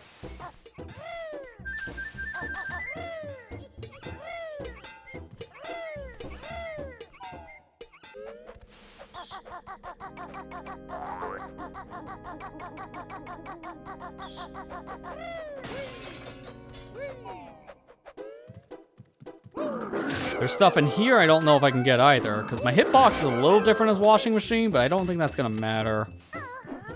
Yeah, sure enough. I'm bouncing up and down, so it makes me think I can clip under the floor. But that's not happening. So this honeycomb is unobtainable as the washing machine. You need the transformation of the world for this.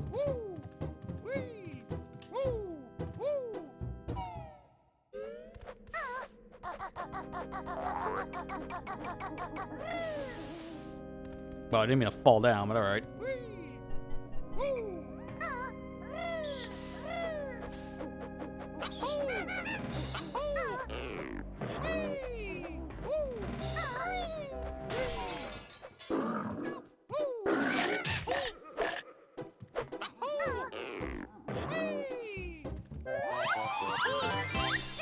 Just need that green Jinjo now.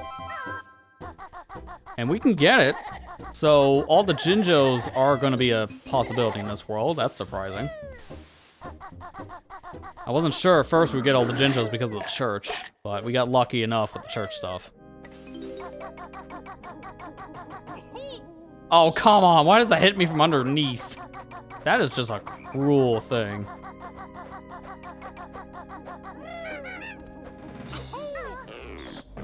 No. Stupid Batman. Well, not the Batman. I just realized how that came out. Grab the note and not the bat's leg.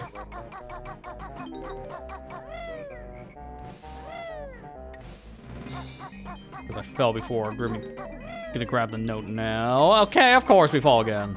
Staying up here in the washing machine is kind of a pain because my character model is so big and I can't tell where I can land. Might as well grab you now, I guess.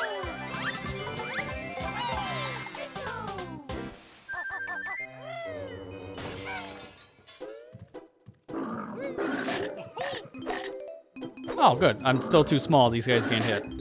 Joke's on you.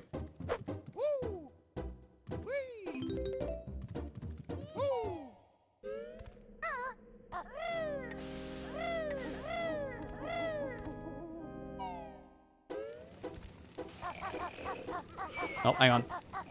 Momo token in the fire. Actually in the fire this time. Normally I can grab it out going inside of it.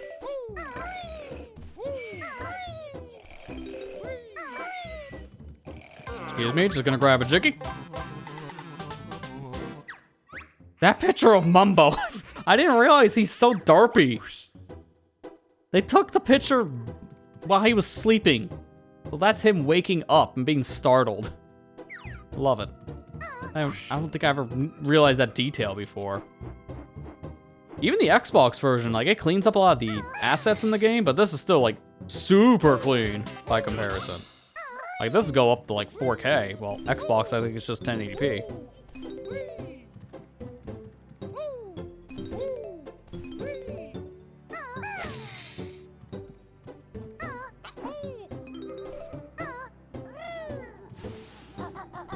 Alright, I'm missing a couple notes.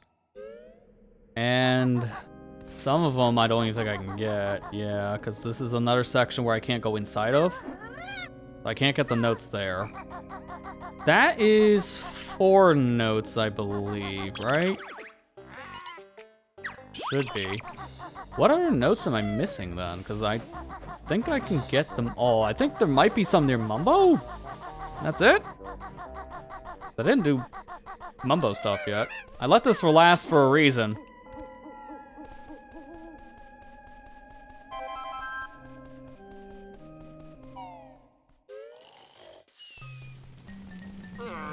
Okay, yeah, there's some here.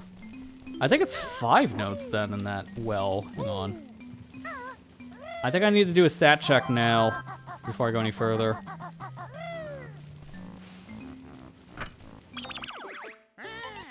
Okay, well that's a good face to end on. So I'm missing 3 Jiggies and they're all related to the transformation, and also Honeycomb that's also transformation, and 5 notes. And I think I know why I can't get the 5, but let me just make sure of something real quick. Let me pull up a video of where one of these locations are located for Pumpkin. Thankfully I have some old footage I can just refer back to. I'm just gonna look at that. see. Should be this video, right?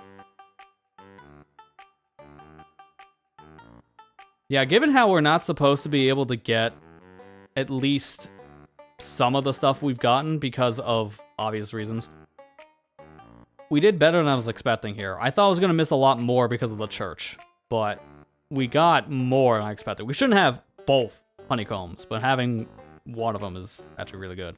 All right, let me see.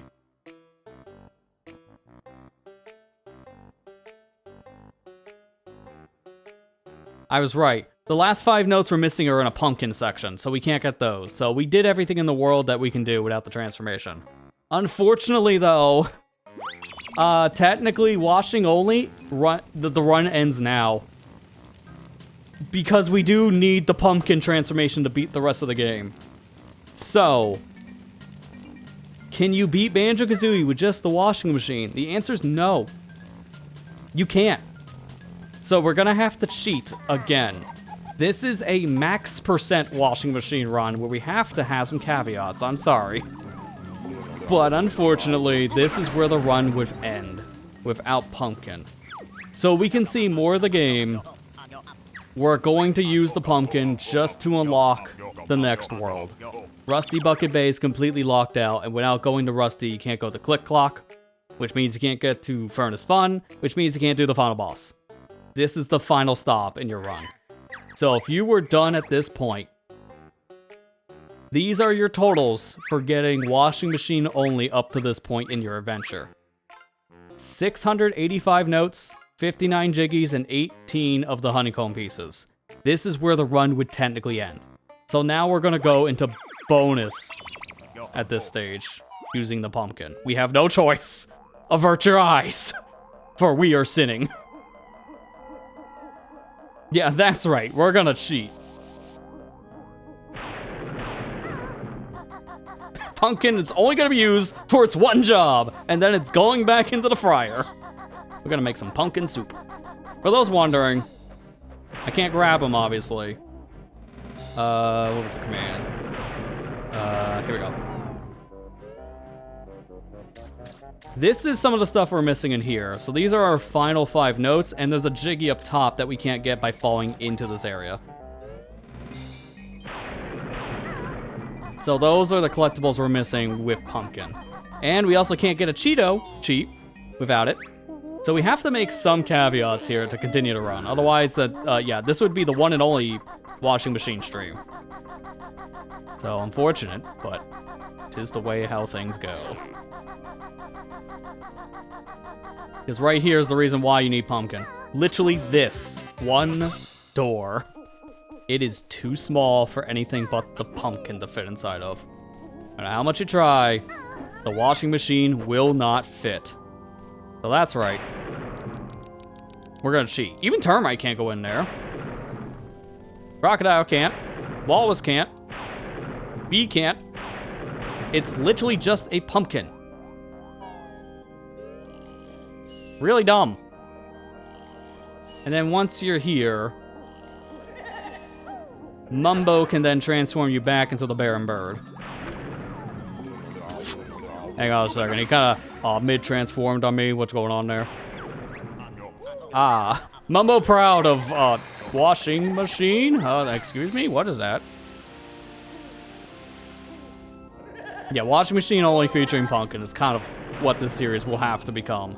Just so we can go back and forth between the worlds. We have no choice. That's the only other time that we have to cheat in this. It sucks, but to unlock washing machine, you need to play enough of the game to get eggs, Talon Trot, and the Beak Bust, the Ground Pound, so you can unlock Treasure Trove, and then unlock all the codes to put in the Sandcastle. So that's one way of cheating to get to washing machine. The second way is pumpkin, so you can complete the rest of the game. So it's a stupid caveat, but I think you guys want to see me play the rest of the game. And in fact, I'm going to spoil this right now as well. Technically, we can't fight the final boss, because the pumpkin can't... Or not the pumpkin, the washing machine can't get into the final boss's lair. It's a little glitched out, if I'm not mistaken, so you just get trapped, I think, in the little cave portion when you jump into the fight, you get locked into the cage as anything but Banjo-Kazooie. But we do have a mod that allows us to go washing machine, so we can beat the game technically. I think it would be a little sour if we couldn't beat the game.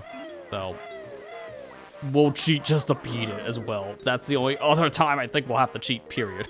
I hate having to cheat so much.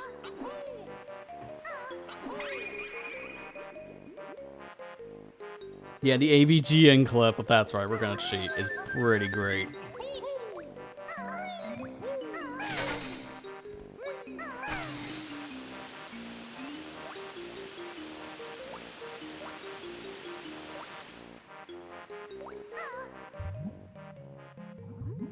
Alright, we're gonna unlock Rusty Bucket Bay, but I think I'll save the rest of this for next week.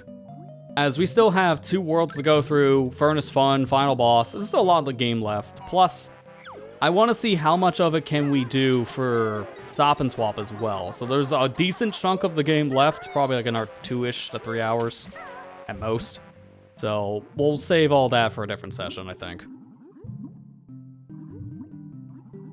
Thought there was like a Mumbo token down here, I guess not.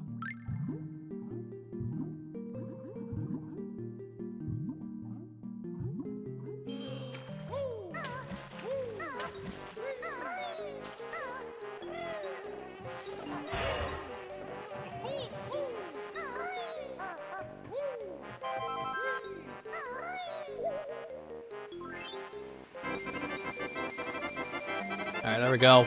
We only have 5 Jiggies left, so we're getting a little dangerously close. Because we need most of them in the game just to get to the final boss.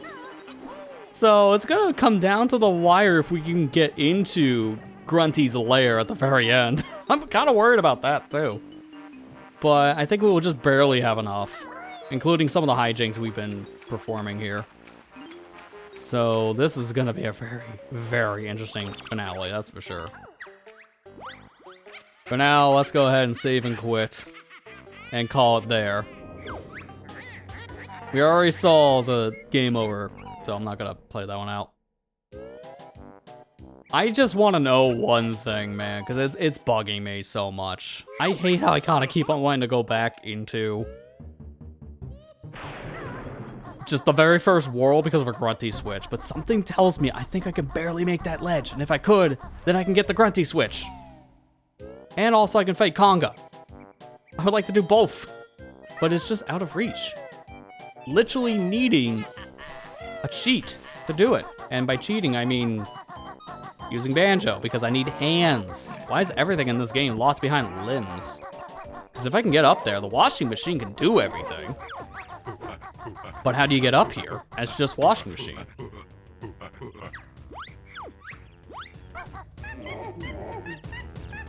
I swear, we've been over here like multiple times tonight because I'm just that determined to see if this is even possible.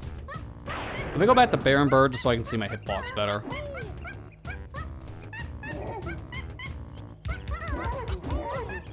See how I rub against the ledge? That's how close this looks. That's why I think it might just barely be possible, if anything.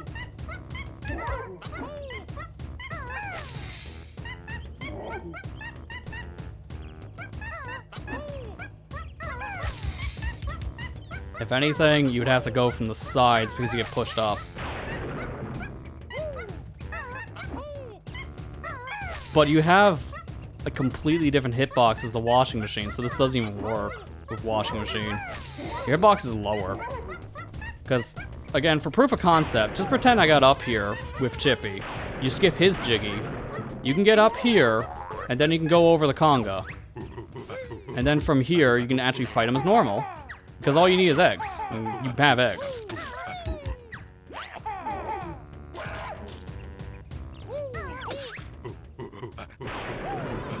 If you fall down, then you have to get back up here again, so figure out how to get back up here. That's the problem. And then from here, then you can grab his Jiggy.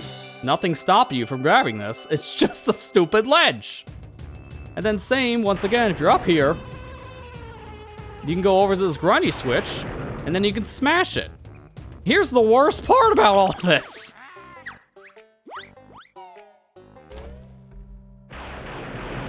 The termite is needed to get up here normally, right? Because of the steep slope. What if I told you it's also possible to get up here with just washing machine?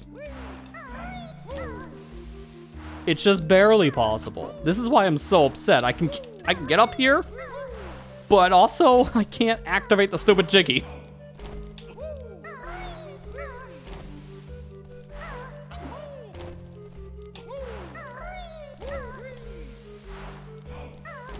Just like getting the termite Jiggy, this is extremely precise, but it's just barely possible. This is something I made sure of right before we started, just to see what Jiggies could be possible and which ones aren't. I didn't even think about the grunty switch for this.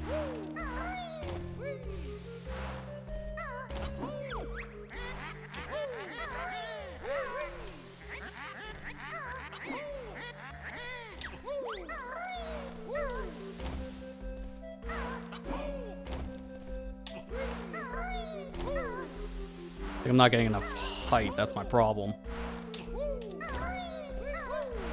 Because I need to land on the very top of the ledge and then you can roll jump.